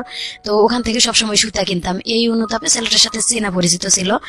আমারে যখন দেখতে আসছে ঘটকের মাধ্যমে আসে, সুধা মানে টেবিল বসাইছে, টেবিলের মাঝখানে ওর বড় ভাই এবং আপন দুলা ভাই এবং ছেলেটা। যখন আমার মাথার ঘুমটাটা খুলে তখন ছেলেটা শুধু বলে উঠছে যে মোর্শেদা তুমি তো, আমি তো তোমাকে ভালো করেই চিনি। এইখানে আমার ফুপা আবার একটা পেজ বাজালো যে অবশ্যই ছেলের সাথে কোনো ঘটনা আছে মেয়েটার, নাহলে ছেলেটা এইভাবে বলবে কেন। তো ওই ছেলেটা ডাইরেক্ট মুখের উপর বলে দিল আমার সাথে ঘটনা থাক বা না থাক আমি ওরেই বিয়ে করব, আমি ওরে চিনি আগে থেকে। মেয়েটার আচার চরিত্র ব্যবহার ভালো। ছেলের বাড়ি আমাদের বাড়ির কাছে। নাম ছিল মুস্তফা। বলল আপনাকে বিয়ে করবে? হ্যাঁ, ছেলে বললো যে আমি ওকেই বিয়ে করব। এবং বিয়ে ওই যে ওখানে ঠিক হয়ে গেল সব, সোমবারের দিন বিয়ে হবে। ছেলের বাপ রাজি না, মাঝখানে ছেলে বলতেছে যে ছেলের নাকি 13 বিঘা সম্পত্তি ছেলে নিজে কিনছিল এবং দাদাই দিছিল কতখানি, এটি দিয়ে নিজস্ব ছিল। যখন বিয়ে ভাঙে যাওয়ার মানে ধরছে, তখন ছেলে বলছে আমার আব্বারে আসে যে আমার আব্বা বিয়ে দিক বা না দিক, এটা আমি শুনছি আর কি, কথা আমি জানি না, মানে বাজারে আসে ছেলে বলতেছে আমার আব্বা বিয়ে দিক না দিক, আমার 13 বিঘা সম্পত্তি আছে, দরকার হলে 2 বিঘা সম্পত্তি বিক্রি করে আমি টাউনে বাড়ি করব, আপনার মিক নিয়ে খাবো, আপনি বিয়ে দিতে সমস্যা কোথায়? আচ্ছা, এটা মুস্তফা বলল। মুস্তফা বলতেছে। আর আমার আব্বা বলতেছে যে তোমার আব্বা যেখানে রাজি না সেখানে আমি আমার মেয়ে বিয়ে দিব না। আবার কি নিয়ে বিয়েটা ভাঙলো, কানের জিনিস দিতে হবে। ছেলের বাবা বলতেছে 1 জোড়া সাগরিকা দিতে হবে। সব বিয়ে ঠিক হওয়ার পরে আব্বা বলতেছে যে আগে যা লেনদেন ভাঙ্গাচুরা হয়েছে আমি সেলাই মেশিন দেবো এবং যৌতুক কত কি জানি না, এসব নিয়ে কয়েছে আমি কানের জিনিস এভাবে দিব না। ছেলে করছে কি, রাতের বেলা আমার আব্বার কাছে 3000 টাকা, তখনকার দিনে কিন্তু 6000 টাকা ভরি ছিল স্বর্ণ। তো আমার আব্বার হাতে রাতের বেলা, অনেক রাত্রে যে ঘটকের বাসায় ঘুমিয়ে আসছিল আমার আব্বা, বিয়ে ভাঙ্গা ভাঙ্গির গন্ডগোলের পরও ছেলে 3000 টাকা নিয়ে এসে গোপনে আমার আব্বার হাতে দিয়ে বলতেছে যে আমি ওরে বিয়ে করব, আপনি এটা দিয়ে কালকে কানের জিনিস বানাই দিবেন, বলবেন আমি দিছি। আচ্ছা, আমার আব্বা বলছে এটা 2 দিন পরে প্রকাশ হলে আমার মেয়ের সাথে তুলনা দিবে তোমার আব্বা, এভাবে তো হবে না। এভাবে আর কি তাদের ভিতর কাটাকাটি হয়ে গেছে, বিয়ে আর ওখানে হলো না। সোমবারের দিন বিয়েটা ভেঙে গেল। বিশেষ করে আমার আব্বা গুরুত্ব দিলে কিন্তু বিয়েটা হইতো। জি, ওই ছেলে বলছে যে আমি করব, আমার আব্বা দিক বা না দিক, আমি আমার আত্মীয় স্বজন নিয়ে এসে বিয়ে করব এবং আমি 2 বিঘা জমি বিক্রি করে হলো বাড়ি করবো টাউনে, আমার নিজস্ব জমি আছে। আমার আব্বা অতটা গুরুত্ব দিল না, ওখানে দিবেই না, শেষ দিবে না। সোমবারের দিন বিয়ে আর হলো না, মানে আত্মীয় স্বজন আমার নানি মামিরা আসছিল আমাদের বাড়িতে, এরা ফেরত গেল। আমার আব্বা লজ্জায় আর মানুষকে মুখ দেখাইতে পারতেছে না। তো এখানে আমার কোনো দোষ ছিল না ভাই, আমি কি করব, আমি তো কোনো কিছুই করি নাই। রাইট, বাবাই তো বিয়ে ভেঙে দিয়েছে। অথচ আমার আব্বাই বলতেছে তুই কলঙ্কিনী, তুই গলায় ফাঁস নিয়ে মরতে পারিস না। তো এই কথার জন্য আমি আর কিছু বলি না, শুধু বলি যে বিয়েটা ভেঙে গেছে এতে আমি খুশি, হোক বা না হোক আমি পরীক্ষা দিতে পারতেছি সামনে, নিজের পায়ে নিজে দাঁড়াইতে তখন পারবো। আপনি কিসে পড়েন? ইন্টারে? না, ইন্টার পড়ি না, আমি তখন 10-এ পড়ি। আচ্ছা, বলতেছে যে আমি ম্যাট্রিক পরীক্ষাটা তো দিতে পারবো সামনে, বিয়েটা হলো না। মানে আমার বাবা যেভাবে আমার মায়ের অত্যাচার করছে, একটা শিক্ষিত লোক হয়ে আমি মানে হাজবেন্ড হলে যে এরকম অত্যাচারই করে, এটাই আমার মাথায় সবসময় খেলতো। আমি কখনোই পরিকল্পনা করিনি যে বিয়ে হলে আসলে সুখী হতে পারবো। তো সেটাই হয়েছে আমার জীবনে। যাক, বললাম যে পরীক্ষা দিব। আমার আব্বা হঠাৎ করে ওই সোমবার দিনে কি করলো, একটা ছেলে নিয়ে আসলো। আমার বলতেছে কি মাথায় অন্যরা দিয়ে অমুক বাড়ি থেকে যে একটা লেবু নিয়ে আসো। আমি লেবু নিতে চলে গেছি ওই বাড়িতে, লেবু গাছের নিচে ছেলেটা বসা, একটা ছেলে বসা। একটা ছেলে বসা। আমি একা একা আসতেছি, মাথায় অন্য। আমার আব্বা কোনোদিন বলেন, আমি তো সবসময় মাথায় কাপড় দিয়ে ঘুরতাম। তো বাড়িতে আমি মানে মাথার কাপড়টা ফেলে বাড়িতে আসি, ঘরের মধ্যে আমার আব্বা বলতেছে মাথায় কাপড়টা দিয়ে অমুক বাড়িতে একটা লেবু নিয়ে আসো। এখানে কিন্তু আমার মাথায় একটা কেস করছে, মনে হয় কোন মাথায় কাপড় দিতে বললো কেন আব্বা। তো যাই হোক, মাথায় কাপড় দিয়ে গেছি লেবু আনতে, দরজায় যাই দেখি একটা ছেলে বসা, দেখি আমি আর লেবু নিতে না ঢুকে ওখান থেকে ঘুরে ফেরত আসছি। ফেরত আসতেছি দেখি পিছনে আমার নানি, আমার মামি, আমার খালা, আমার আম্মা, আমার আপা, এতগুলা মানুষ পিছনে। তখনই বুঝতে পারছি যে আসলে ওই ছেলেটা আমার দেখার জন্যই আসছে। আচ্ছা, ওখান থেকে ওরা কই ফেরত আসছিস কেন? তা আমি ওই যে বলছিলাম যে এইভাবে আর গরুর মতো লোক দেখাইতে আনলে আমি অপমান করবো তোমাদেরকে, আমি আর কারোর সামনে যাব না। বিয়ে ভেঙে গেছে শেষ। এই জন্য হয়তো তারা ভয় পেয়েছে যে আমি কিছু বলতে পারি, যার কারণে আমার আপা বলতেছে তুই ওখান থেকে ফেরত আসলি কেন? আমি বলছি যে তোমরা কি কারণে আমার এখানে নিয়ে আসছো এটা আমি বুঝতে পারছি, এই বিয়েটাও তো ভাঙে যাইতে পারে, তোমরা আমাদের পরীক্ষাটা আগে শেষ হোক, পরীক্ষাটা শেষ করতে দাও আমার, তারপরে বিয়ের ব্যাপারটা ভাবো, এখন এই অন্তত সাবজেক্টটা বাদ দাও, আমার মাথাটা একটু টেনশন রিল্যাক্স রাখো যাতে আমি পরীক্ষা দিতে পারি। এভাবে বললাম। আমার নানি বলতেছে মুরব্বী মানুষ, আমি একটা কথা কই আপু চল, বিয়ে দেখলে যে বিয়ে হয় তা না, তুই আমার সাথে চল, আমি তোরে ঘুরে নিয়ে আসি ওই বাড়ি থেকে। প্রিয় শ্রোতা, আমরা ফিরে যাচ্ছি আমাদের অতিথির গল্পে। জি, আমি গেলাম, মানে যাইতেছি না, দেখো ছেলেটা অনেক চালাক ছিল, ও সাইকেল নিয়ে বের হয়ে চলে গেল ওই বাড়ি থেকে, আমার সামনে দেই, আমি পিছনে ঘুরে আসি আর কি, ও চলে গেল। দেখলাম যে রাস্তার দিকে চলে গেছে, তখন আমি যাই ওই বাড়িতে ঢুকলাম, ঢুকে বললাম যে ফুপু তোমরা একটা বিয়ে ঠিক করলা, করার পরে দেখলা যে সেটা এইভাবে ভেঙে গেল, আমার পরীক্ষাটা দিতে দাও, আমি একটা যদি জব কোনো জায়গায় পাই বা নিজে একটা কিছু নিজের পায়ে করে দাঁড়াইতে পারি, তখন বিয়ে সাথে ব্যাপারটা দেখা যাবে। কয় ঠিক আছে, তুই যেটা করবি সেটাই হবো। উল্টে ওই ছেলে আবার ঘুরে আসে বাড়ি ঢুকলো, ঢুকে আমারে ওই এক নজর দেখলো, দেখে চলে গেল। যাই নাকি ওর দুলাভাইয়ের কাছে বলছে যে আমি যে মেয়েরে দেখে আসলাম, যদি তুমি আজকের মধ্যে আমার বিয়ে না দাও তাহলে আমি রেল লাইনের মধ্যে মাথা ঢুকাই দেবো। ওকে। তো ওর দুলাভাই সেই দিনই ওই কথা মতোই আমাকে দেখতে আসলো আর কি। দেখতে আসে, বলতেছে যে তোমার কি কোনো জায়গায় পছন্দ আছে? আমাদের গ্রামেরই লোক, ওটা সম্পর্কে নাকি চাচা লাগতো, আমি আগে তো চিনতাম না, সেদিন প্রথম দেখলাম। তো বলতেছে যে আমি ওনার ভাই, অমুকের ভাই লাগি, আমার বাড়ি এই গ্রামে, আমি বিয়ে করে ওখানেই থাকি, মানে যে ছেলে তোমার দেখতে আসছিল তার বড় বোনকে আমি বিয়ে করছি, এবং তার বাবা মা সবাই মারা গেছে, আমি ওনার গার্জিয়ান বর্তমানে। ওকে, তো দেখে চলে গেল, ছেলের দুলাভাই, ছেলের আপন বড় দুলাভাই। বললো যে আমি সবকিছু আমি যা বলবো তাই, তো তুমি খালি নিজে থেকে বলো যে তুমি অন্য কোনো মেয়ে পছন্দ, কোনো ছেলে পছন্দ করো নাকি। আমি বলছি না, আমি কোনোদিন এরকম পছন্দ করার মতন মানে সময় আমার আসেনি, সুযোগ আসে নাই, কারোর সাথে এরকম কিছু করি নাই। আমার আব্বা আম্মা যেখানে বিয়ে দিবে আমি সেখানেই রাজি আছি। এই কথাতে পরের দিনে বিয়ে আর কি, সোমবারের দিন ছেলে দেখে গেল, মঙ্গলবারের দিন ওর ভগ্নিপতি এসে দেখে গেল, বুধবারের দিন বিয়ে হয়ে গেল। আপনি পরীক্ষা দেওয়ার আগেই বিয়ে হয়ে গেল? হ্যাঁ ভাইয়া, পরীক্ষা দেওয়ার আগে বিয়ে হয়ে গেল। বিয়ে ওখানে আমি গেছি, যাওয়ার পরে বলতেছে যে যারা দেখতে আসছে আর কি, রাতের অনেক বৃষ্টি, যেদিন আমার বিয়ে হয়েছে সেদিন অনেক ঝড় বৃষ্টি ছিল, এত ঝড় বৃষ্টি যে একটা মুহূর্তের জন্য সারাদিন বৃষ্টি থামে নাই। ওই অবস্থায় ওনারা টেম্পু নিয়ে চলে আসছিল, আসে বিয়ে করে নিয়ে গেল আমারে। তো সেদিন রাত্রে যায়, সারা রাত ঘুমাই নাই, পরীক্ষার চিন্তাই আমার ভালো লাগে নাই। পরের দিন সকালবেলা নাস্তা করার পর আর কি, ওই বৃষ্টির মধ্যে আশেপাশে দু এক বাড়ির মহিলা দেখতে আসছে আমারে, নতুন বউ। আর বিয়ের মধ্যে ফুফু শাশুড়ি ছিল, আমার ভাসুর যে আপন সে কিন্তু বিয়েতে গেছিল না। তো এখানে আমার আব্বা বলছিল যে আপন যে বড় ভাই একটা আছে সে আসলো না কেন, অবশ্যই রহস্য আছে। আসলে রহস্য ছিল দেখেই আসেনি। পরের দিন মানুষ দেখতে আসে আমারে বলতেছে যে আগের বউটাই তো ভালো ছিল। যখন এই কথাটা, মানে আমি তো একটা লেখাপড়া করা মেয়ে, আমার মাথায় একটা কেস করলো যে অবশ্যই এই লোকের আর বিয়ে হয়েছিল। তা আমি আবার, আমার ননাসের মেয়ে ছিল রেশমা, মানে আমার বিয়ে হয়ে যায় থেকে রাতের থেকে মোটামুটি ভালো আমার সাথে আসে, সাথে মিশতেছে। আমার বিয়ের 1 মাস আগে তার বিয়ে হয়ে গেছিল।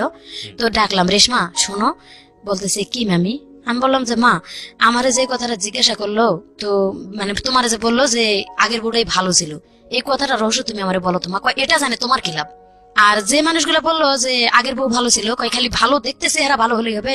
এই মেয়ে কোরআন পড়া, কয়দিন পরে মেট্রিক পরীক্ষা দিবে, মেট্রিক পর্যন্ত লেখাপড়া আছে, এই কথাটা আর কি আমি শুনলাম। আমি আর আমার হাজবেন্ডের সাথে কথা বলিওনি, মানে 15 দিন যাবত বলিনি, তখন থেকে কথা বললামই না। আমি মানে 3 দিনের দিন আমার আব্বা আসে নিয়ে গেল, আসে কথা বললেন না কেন? ওই কথাটা আমার মাথায় কেস করলো যে আগে বিয়ে হয়েছিল। ও আচ্ছা আচ্ছা, ওকে। মানে মানুষে বললো যে সকালবেলা, আগে রাতের তো কথা বলার মতন সুযোগ হয়নি, বিয়ে করে নিয়ে এসে ওই আমার ননাসের বাড়িতে উঠাইলো, যার যার ঘরে সবাই যাই ঘুমাইলো। আমি আমার নানির একটা ঘর দিল, নিয়ে ঘুমাইলাম। আমার ননাস এক পাশে খাটে ঘুমাইলো, আমরা এক পাশে চকিতে ঘুমাইলাম। রাত পোয়ালে আর কি মানুষ দেখতে আসলো, ওই আসে ওই কথাটাই বলছে। আমার হাজবেন্ড ঘুমের থেকে উঠার আগেই আর কি এটা বললো। তখনই আমার মাথায় একটা কেমন জানি কেস করলো, আমি আমার হাজবেন্ডের সাথে কথা বললামই না। আমার হাজবেন্ড আমার আলাদা করে ঘরের মধ্যে ডাকলো একবার, তো আমি যাচ্ছি না, পরে আমার নানি সাথে করে নিয়ে গেল, কি কি লাগবে আমার, মানে কসমেটিক কিছু লাগবে কিনা। আমি কথা বলি নাই, বের হয়ে চলে আসছি। আর 3 দিন পরে আমার বাপের বাড়িতে আসলাম। বাপের বাড়িতে আসি আমি বললাম যে আপা, যে ছেলের অবশ্যই বিয়ে হয়েছিল, না হলে কেন এই কথাটা মানুষে বললো। আমার আব্বা বলতেছে যে মিথ্যা কথা কয় যদি বিয়ে দেয়, গ্রামের একটা ছেলে, আমি সহজ সরল মানে বিশ্বাস করলাম, সে যদি নিয়ে তোমার কোনো জায়গায় ফালায়, আমি এটা দেখতেছি। পরে আমার নন্দু আর কি, উনি সাথে আসছিল আমাদের, তো ওনারে ডাকে আমার আব্বা আলাদা করে জিজ্ঞাসা করছে যে দেখ, তুই হয়তো গ্রাম সম্পর্কে ভাই হ বা এখন মেয়ের নন্দু হ, যে কোনো একটা আত্মীয় কিন্তু হয়ে গেছে, তো এটা আমার সাথে মিথ্যা কথাটা বললার কোনো কারণ ছিল, কেন এটা করলা? তো ভাইয়া বলতেছে যে ওটা কোনো ব্যাপার না, মেয়ে নিজের থেকে ডিভোর্স করে চলে গেছে। আচ্ছা, তো অবশ্যই কোনো কারণ আছে, তাছাড়া তো মেয়ে ডিভোর্স করে চলে যাবে না। বলতেছে ওগুলা নিয়ে আপনার চিন্তা করার কারণ নাই, আমি আপনার মেরে নিয়ে গেছি, যদি আমার শালা ভাত না দেয় আমি ভাত দেবো। ওকে। এখানে বলে আর কি 3 দিন থাকলাম। 3 দিন পরে নিয়ে গেল শ্বশুর বাড়িতে গেলাম। আজকে যাওয়ার পরে কালকে আমার ঘর, মানে বলতেছে যে তোমরা এই যে হাড়ি পাতিল, 2টা করে হাড়ি পাতিল বের করে দিল, এটা 2টা করে, এটা তোমার আলাদা সংসার, তুমি আজকে থেকে রান্না করে খাবা। ওকে। তো যতই বাবার বাড়িতে ছোটবেলা তো অনেক কাজ করি, কিন্তু নতুন একটা সংসারে যাইতে গেলে নতুন ভাবে আমি কিছুই বুঝি না, কিভাবে রান্না করে খাবো। বাজার নাই, খরচ নাই, কিচ্ছু নাই, খালি হাড়ি পাতিল আলাদা করে দিল। আমি আমার ননাসেরে যে গেলাম যে বাজার খরচ নাই, কয় তোর জামাইরে কো আনে দিক। তো আমি তো তার সাথে কথাই বলবো না, এরকম একটা আমি কথা বলিই নাই। ও নিজে থেকে বাজার করে নিয়ে আসলো আর কি। আমি ওটা শুনলো যে কিভাবে কি রান্না করব, বাজার করে নিয়ে আসলো, নিয়ে এসে দিল, রান্না করলাম। ওই 1 কেজি চাল, 1 কেজি ডাল, 8 আনা 4 আনা লবণ, এরকম করে আর কি বাজার করে আনে দিল গ্রামের দোকান থেকে। তো ওইভাবে আর কি সেদিন রান্না করে দিলাম, আমি রান্না করে খাইতেও ডাকি নেই সেদিন, ওর মতো ও উঠাই নিয়ে খাইলো। এবং পরের দিন ও নিজে থেকেই বাজার করে, আমি রান্নাও করলাম না, আমার এবার রান্না করে ওই খাওয়াইলো। আচ্ছা মানে আমি এতটা মানে ব্রেনে চাপ দিয়ে যাচ্ছি, এর মধ্যে আমার ননাস কয় কি ডাক দিয়া কয় তোর বাপের বাড়ি থেকে টাকা নিয়ে এসে জায়গা কিনে বাড়ি করতো। কয়দিনের বিয়ের এটা পরে? মনে হয় 4 দিন 5 দিনের দিন। হুম। বলতেছে যে তুই জায়গা কিনে তোর বাপের কাছ থেকে টাকা এনে জায়গা কিনে তোরা বাড়ি কর। হুম। আর তখন জায়গার দাম 500 টাকা শতাংশ। হুম। 97 সালে শেষের দিকে আমার বিয়ে হয়েছিল, তো 500 টাকা শতাংশ। কিন্তু ওই জ্ঞানটাও তো আমার ছিল না যে কি বলতেছে ওরা, যে বাড়িঘর দেখে বিয়ে দিছে এটাই আমার শ্বশুরের আসল বাড়িঘর। হুম। কিন্তু ওটা ওরা লিখে নিছে আগে, এবং এটা ওরা ফ্যামিলি সবাই জানে। এই জন্যই আমার ভাসুর আমার বিয়েতে আসেনি, বলছিল যে তুই জায়গা কিনে বাড়ি করবি তারপর বিয়ে করবি। আচ্ছা আমি যখন কান্দাকাটি করছি তখন আমার ভাসুর এই কথাটা শুনে আর কি বলছিল, আমার জাল আমারে ডাকে নিয়ে গেল, আমি অনেক কাঁদতেছি, আমার জাল ডাকে নিয়ে গেছে যে তুই কাঁদতেছিস কেন। তো আমার হাজবেন্ড আমারে বারবার জিজ্ঞাসা করতেছে তুমি কান্দো কেন, আমি তার সাথে একদম কথাই বলি না।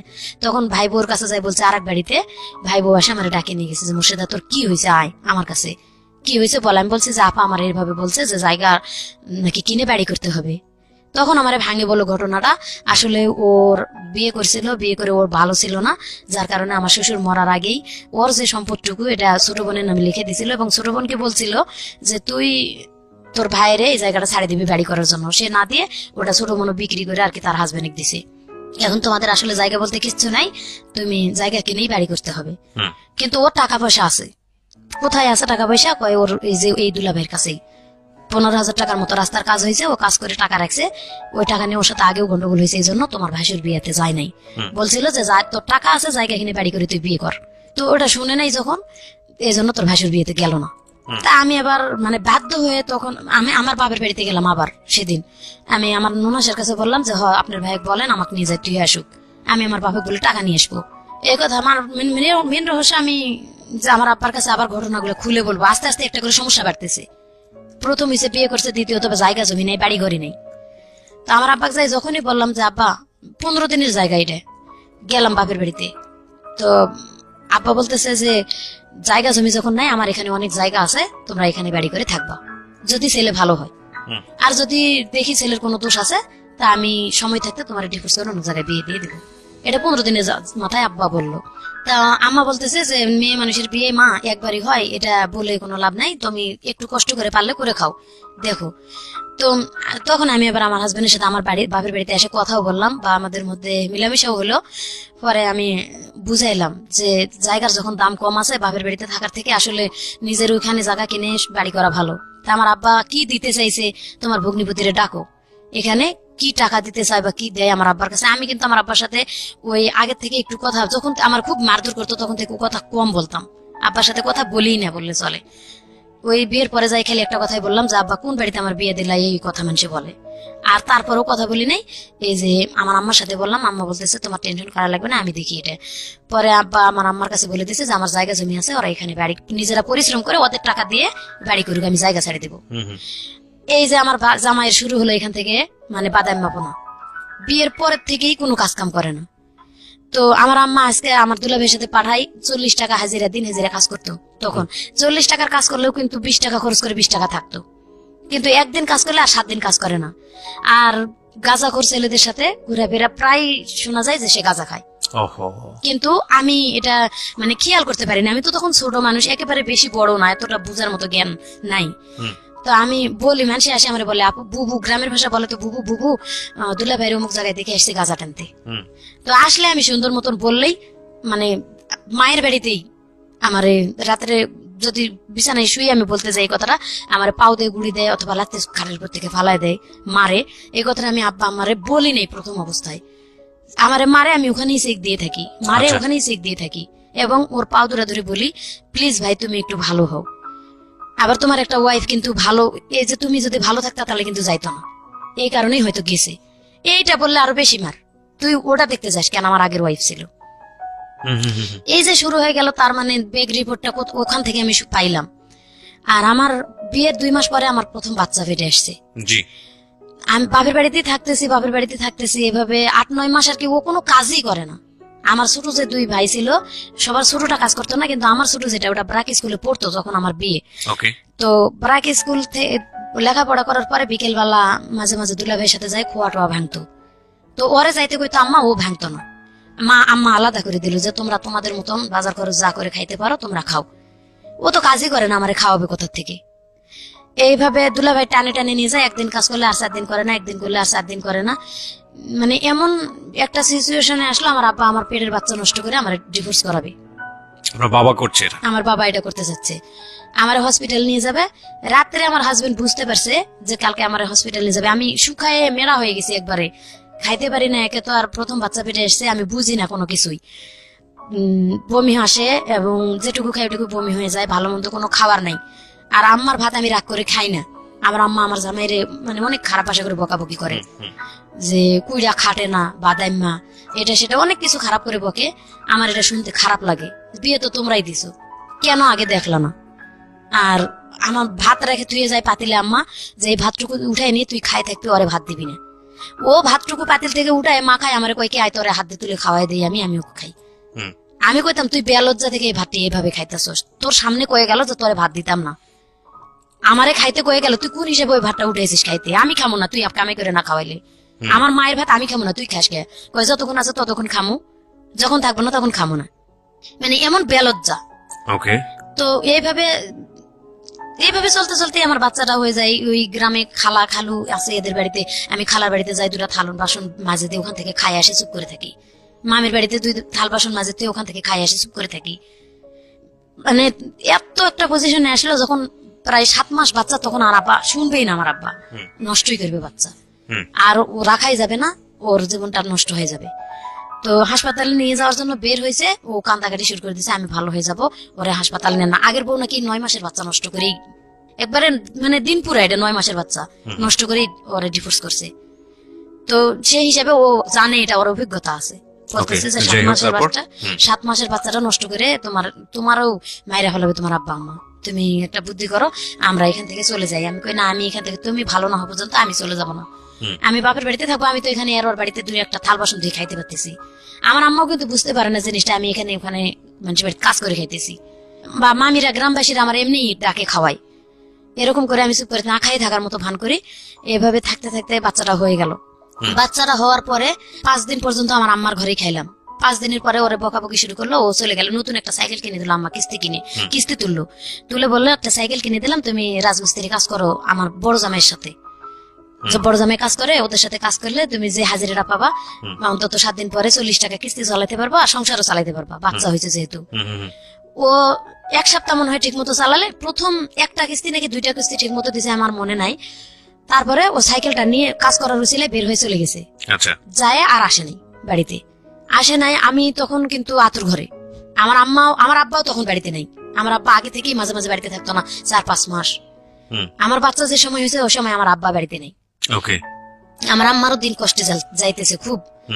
আমার ভাইয়েরা 2 ভাই যে খোয়া টোয়া বাড়ি যেটুকু নিয়ে এসে এইটুক দিয়ে তারা চলে না, আমারে কি খাওয়াবে? আর আমার আম্মা আমার যদিও 4টা ভাত দেয়, আমি কিন্তু খাই না, বকাবকি করে দেয় ভাতটা।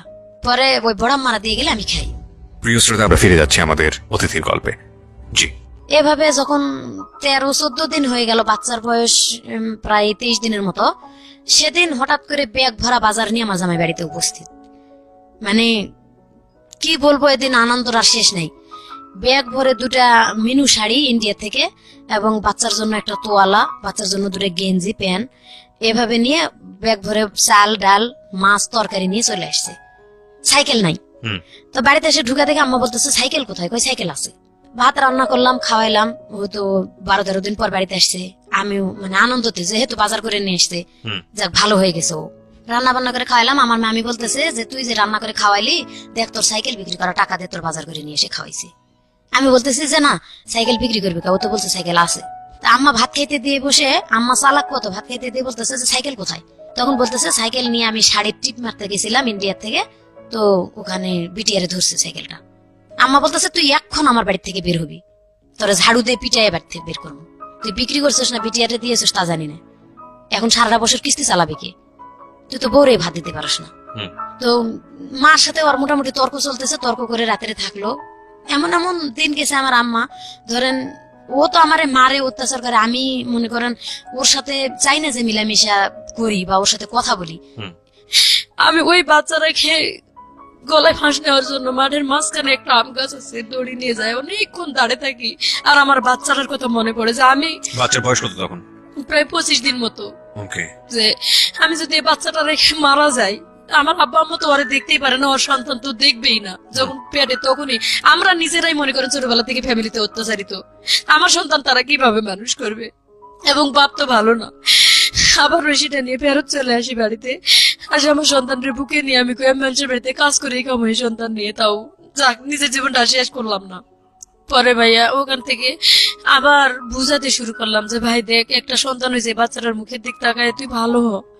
আবার কিছুদিন মাঠে কৃষি কাজ হলো, কিছুদিন কাজ করলো কৃষি কাজ, মানে 15 দিন যদি মানে 1 সপ্তাহ কাজ করলে আর 15 দিন বসে থাকি, 1 সপ্তাহ কাজ করলে তারপরও চলতো যে 1 সপ্তাহ তো কাজ করতেছে। এভাবে করে নেশা করতো, কাজের কথা বলে মারধর করতো। এভাবে আমি একটা মানে কিস্তি থেকে আমি টাকা উঠাইলাম, উঠাই ভ্যান কিনে দিলাম একটা, যে এই ভ্যানটা চালাও, অন্তত একবেলা চালাইলে আর একবেলা বসে থাকলেও দিন চলবে। তো ভ্যান প্রায় মাস 3 মতো চালালো, মোটামুটি ভালো চললো ওই সময়টা, ওই 3টা মাস মোটামুটি আর কি চলে। এভাবে কিস্তি চালাইতে থাকলো। 3 মাস পরে ভ্যান থেকে বলতেছে এখন ভ্যানে ইনকাম কম, আমি ওই যে কাঠ ফাড়ে যে মিলে, আমি কাঠ ফাড়া কাজ করতে যাব, আর হচ্ছে ভ্যানটা ঘরে তালা মারে দিয়ে যাই। ঘরে তালা মারে দিয়ে ও কাঠ ফাড়া কাজে 1 সপ্তাহের মতন কাজ করলো।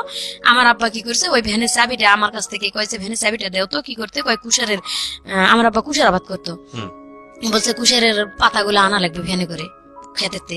আমি চাবি বের করে দিয়ে খালার বাড়িতে যাই বসে আছি। আম্মা যাই বলতেছে তোর আব্বা যে ভ্যান বিক্রি করতে নিয়ে গেছে তুই জানিস? আমি বলছি আমারে তো বলছে কুশারের পাতা আনবে, ভ্যান যে বিক্রি করতে যাবে এটা তো আমারে বলে নাই। আর জামাই যেরকম শ্বশুর সেরকম, ওই আসলেই তো লাগবে এখন ঝগড়াটা। মোটামুটি আম্মার সাথে আমার ভালো হয়ে যাবে তর্ক, যে সময় নিয়ে যাই তুমি আমারে বললা না কে। আম্মা আবার বলতেছে যে তুমি চাবি দিছো কে। এভাবে তর্ক করে থাকলাম। রাত্রে আমার জামাই আসলো, আব্বাও ভ্যান বিক্রি করে চলে আসলো। তো আমার জামাইরে ডাকে বলতেছে যে জামাই রাগারাগি করেন না, ভ্যানটা আমি বিক্রি করে আসছি, 2800 টাকাতে বিক্রি করছি, কুশারের সার দেবো, 15 দিন পর আমার কিস্তি উঠবে একটা, ওখান থেকে টাকা তুলে ভ্যান কিনে দেবো। যাক ওই 15 দিন অসুখ করে থাকলো। যেদিন 15 দিন হয়েছে সেই দিন কিস্তি উঠার খবর নাই, ভ্যান কেনারও খবর নাই। এখন রাত্রে যায় বিরাট গন্ডগোল লাগিয়ে দিল বাড়িতে, আজকে আমার ভ্যান কিনে দিতে হবে, যেভাবেই হোক ভ্যান কিনে দিতে হবে। এখন আমি কিস্তি তুলছি, আমার তো টেনশন এদিকে যে ও ঠিক মতো এমনিতেই পরিশ্রম করে না, এদিকে আবার ভ্যান বিক্রি করে দিল আব্বা। ওই 15 দিন পরে এমন গন্ডগোল লাগলো, ঝগড়ার ঠেলায় ঘর থেকে আমার আব্বা হাড়ি পেতিল সহ আমার বের করে দিল। আমার বাড়িতে আর জায়গায় দিবে না। আমি যে আলাদা ঘরে থাকতাম, আমার জিনিসপত্র সব বের করে উঠানের মধ্যে ছুড়ে ফেলে দিছে। আমি যে আমার জামাইয়ের পক্ষে কথা বলছি এটাই যে 3 মাস তো অন্তত ভালো, যেটুকুই আমি কষ্ট করে চলছি তো ভ্যানটা আছে, ও কাঠমিস্ত্রির কাজ হবে না, ওখান থেকে চলে আসে, একদিন এটা করবে একদিন ওটা করবে, বাদাম মা তো বাদাম নাই, তাও তো করবে। এখন এটা নাই, এই ওসিলাই আর কাজই করবে না। এটা বললাম কেন, আমি আমার হাজবেন্ডের পক্ষে বললাম। আমার আব্বা আমার সাথে মানে একবারে রাগ করে তোর বাড়িতেই জায়গা দেবো না, চলে যা। পরের দিন সকালবেলা আমি আমার ছোট বাচ্চাটা নিয়ে, তখন প্রায় বাচ্চার বয়স মনে হয় 1.5 বছরের মতন হয়েছিল আর কি। সেই সময় আমি হাড়ি পাতিল গুলা বের করে দিয়েছি, আমি আমার খোলার মধ্যে নিয়ে বসে আছি হাড়ি পাতিল গুলা। তো আমাদের এলাকার ফিজুল চেয়ারম্যান আমার চাচা লাগে, আমার আব্বার বন্ধু আর কি। তো উনি আসছে, উনি অনেক ভালো মানুষ, গ্রামে আসে গরিব মানুষের খোঁজ খবর নিতে। কেন আসছিল গ্রামে জানি না, কে জানি বলছে যে মহাশয় নরমের বাড়ি থেকে বের করে দিছে। তো আসে খোলার মধ্যে আমার জিজ্ঞাসা করতেছে যে মা ছাড়া ডাকতো না, আসে বলতেছে যে কিরে মা তুই এগুলা নিয়ে এখানে বসে আছিস কেন? আমি শুধু কান্দেই যাচ্ছি, আমি কোনো কথাই বলি না, আমি কাঁদতেইছি। আমার বড় আম্মা বের হয় বলতেছে যে ভাই মেয়েটা ছোটবেলা থেকে তো শান্তি পেলই না, বিয়ের পরে এমন একটা হাজবেন্ড পাইছে, সেটা ওই যে এরকম বাদেম্মা, ওই যে এই কাহিনী, ভ্যান বিক্রি করে ওর বাপে নিছে, জামাই গন্ডগোল করছে, এখন মেয়েরে দিছে বাড়িতে বের করে। তা আব্বারে ওই ফিজুল চাচা ডাক দিয়ে বলতেছে যে কিরে ভাই মহাসিন এদিক শুনে যা দেখি কি হয়েছে। আমার আব্বা বের হয়ে আসে বলতেছে যে হ্যাঁ চেয়ারম্যানের কাছে যখন বিচার দিছিস ভালোই কাজ করছিস বেটি, আমারে বলে। অথচ আমি কিন্তু কোনো কথা বলিনি ভাইয়া। বলতেছে বিচার যখন দিছিস তো তোর আজকে থেকে তোর কপাল ভাঙ্গা, যা টাকা তো আমি দেবই, তোরে আমি ত্যায্য করে দেবো, আর না হলে হাজবেন্ড ছাড়তে হবে। ওই মুহূর্তে মানে সেই দিন চেয়ারম্যান বললো যে টাকা দিবি, ঠিক আছে, আমার বিচার তো মেয়ে দেয় নাই, তুই ভাই কি অন্যায় করছিস না করছিস সেটা তুই নিজেই জানিস না। এই মেয়েটা এত ছোট বাচ্চার মা, তুই কিভাবে বের করে দিলি মেয়েটার ঘর থেকে? জানিস তো তার হাজবেন্ড ভালো না, মেয়েকে নিজে নিজে বিয়ে করছিল না তুই দিছিলি? কয় আমি দিছিলাম। এইভাবে যখন মানে চেয়ারম্যান চাচা বলে যাওয়ার সাথে সাথে বললো যে আমি টাকা দিলে ভোট অফিসের মাধ্যমে দেবো, এবং চেয়ারম্যানও বললেন ঠিক আছে ওই আমার মাধ্যমে দিলে আমার মাধ্যমে দিস কালকে, মানে চেয়ারম্যানের হাতে দেবে বলছে ভোট অফিসের মাধ্যমে দিস। এটা এক রাতের মধ্যে আমার আব্বার মাথায় কি শয়তানি চাপছে, উনি একটা ডিভোর্স পেপার লিখছে, একটা মানে বাবাকে ত্যায্য করার জন্য লিখছে, হয় যদি আমি হাজবেন্ড চাই তাহলে বাবাকে ত্যায্য করে দিতে হবে, ওখানে একটা সিগনেচার করতে হবে স্ট্যাম্পে, আর যদি মানে হাজবেন্ড চাই তাহলে, হাজবেন্ড না চাই তাহলে হাজবেন্ডকে ডিভোর্স করতে হবে। এটা চেয়ারম্যানের কাছে নিয়ে যায়, শো করছে। চেয়ারম্যান বলছে যে এক রাতের মধ্যে তো ভালো খেলা খেলছো তুমি, ঠিক আছে মেয়ে, আমি মেয়ের পাশে আছি, মেয়ে তুমি করো, তোমার বাবার ইতে সিগনেচার দিয়ে যাও, যে বাবা যদি বাবা পারে তোমার ত্যাগ করতে তুমি পারবা না কেন।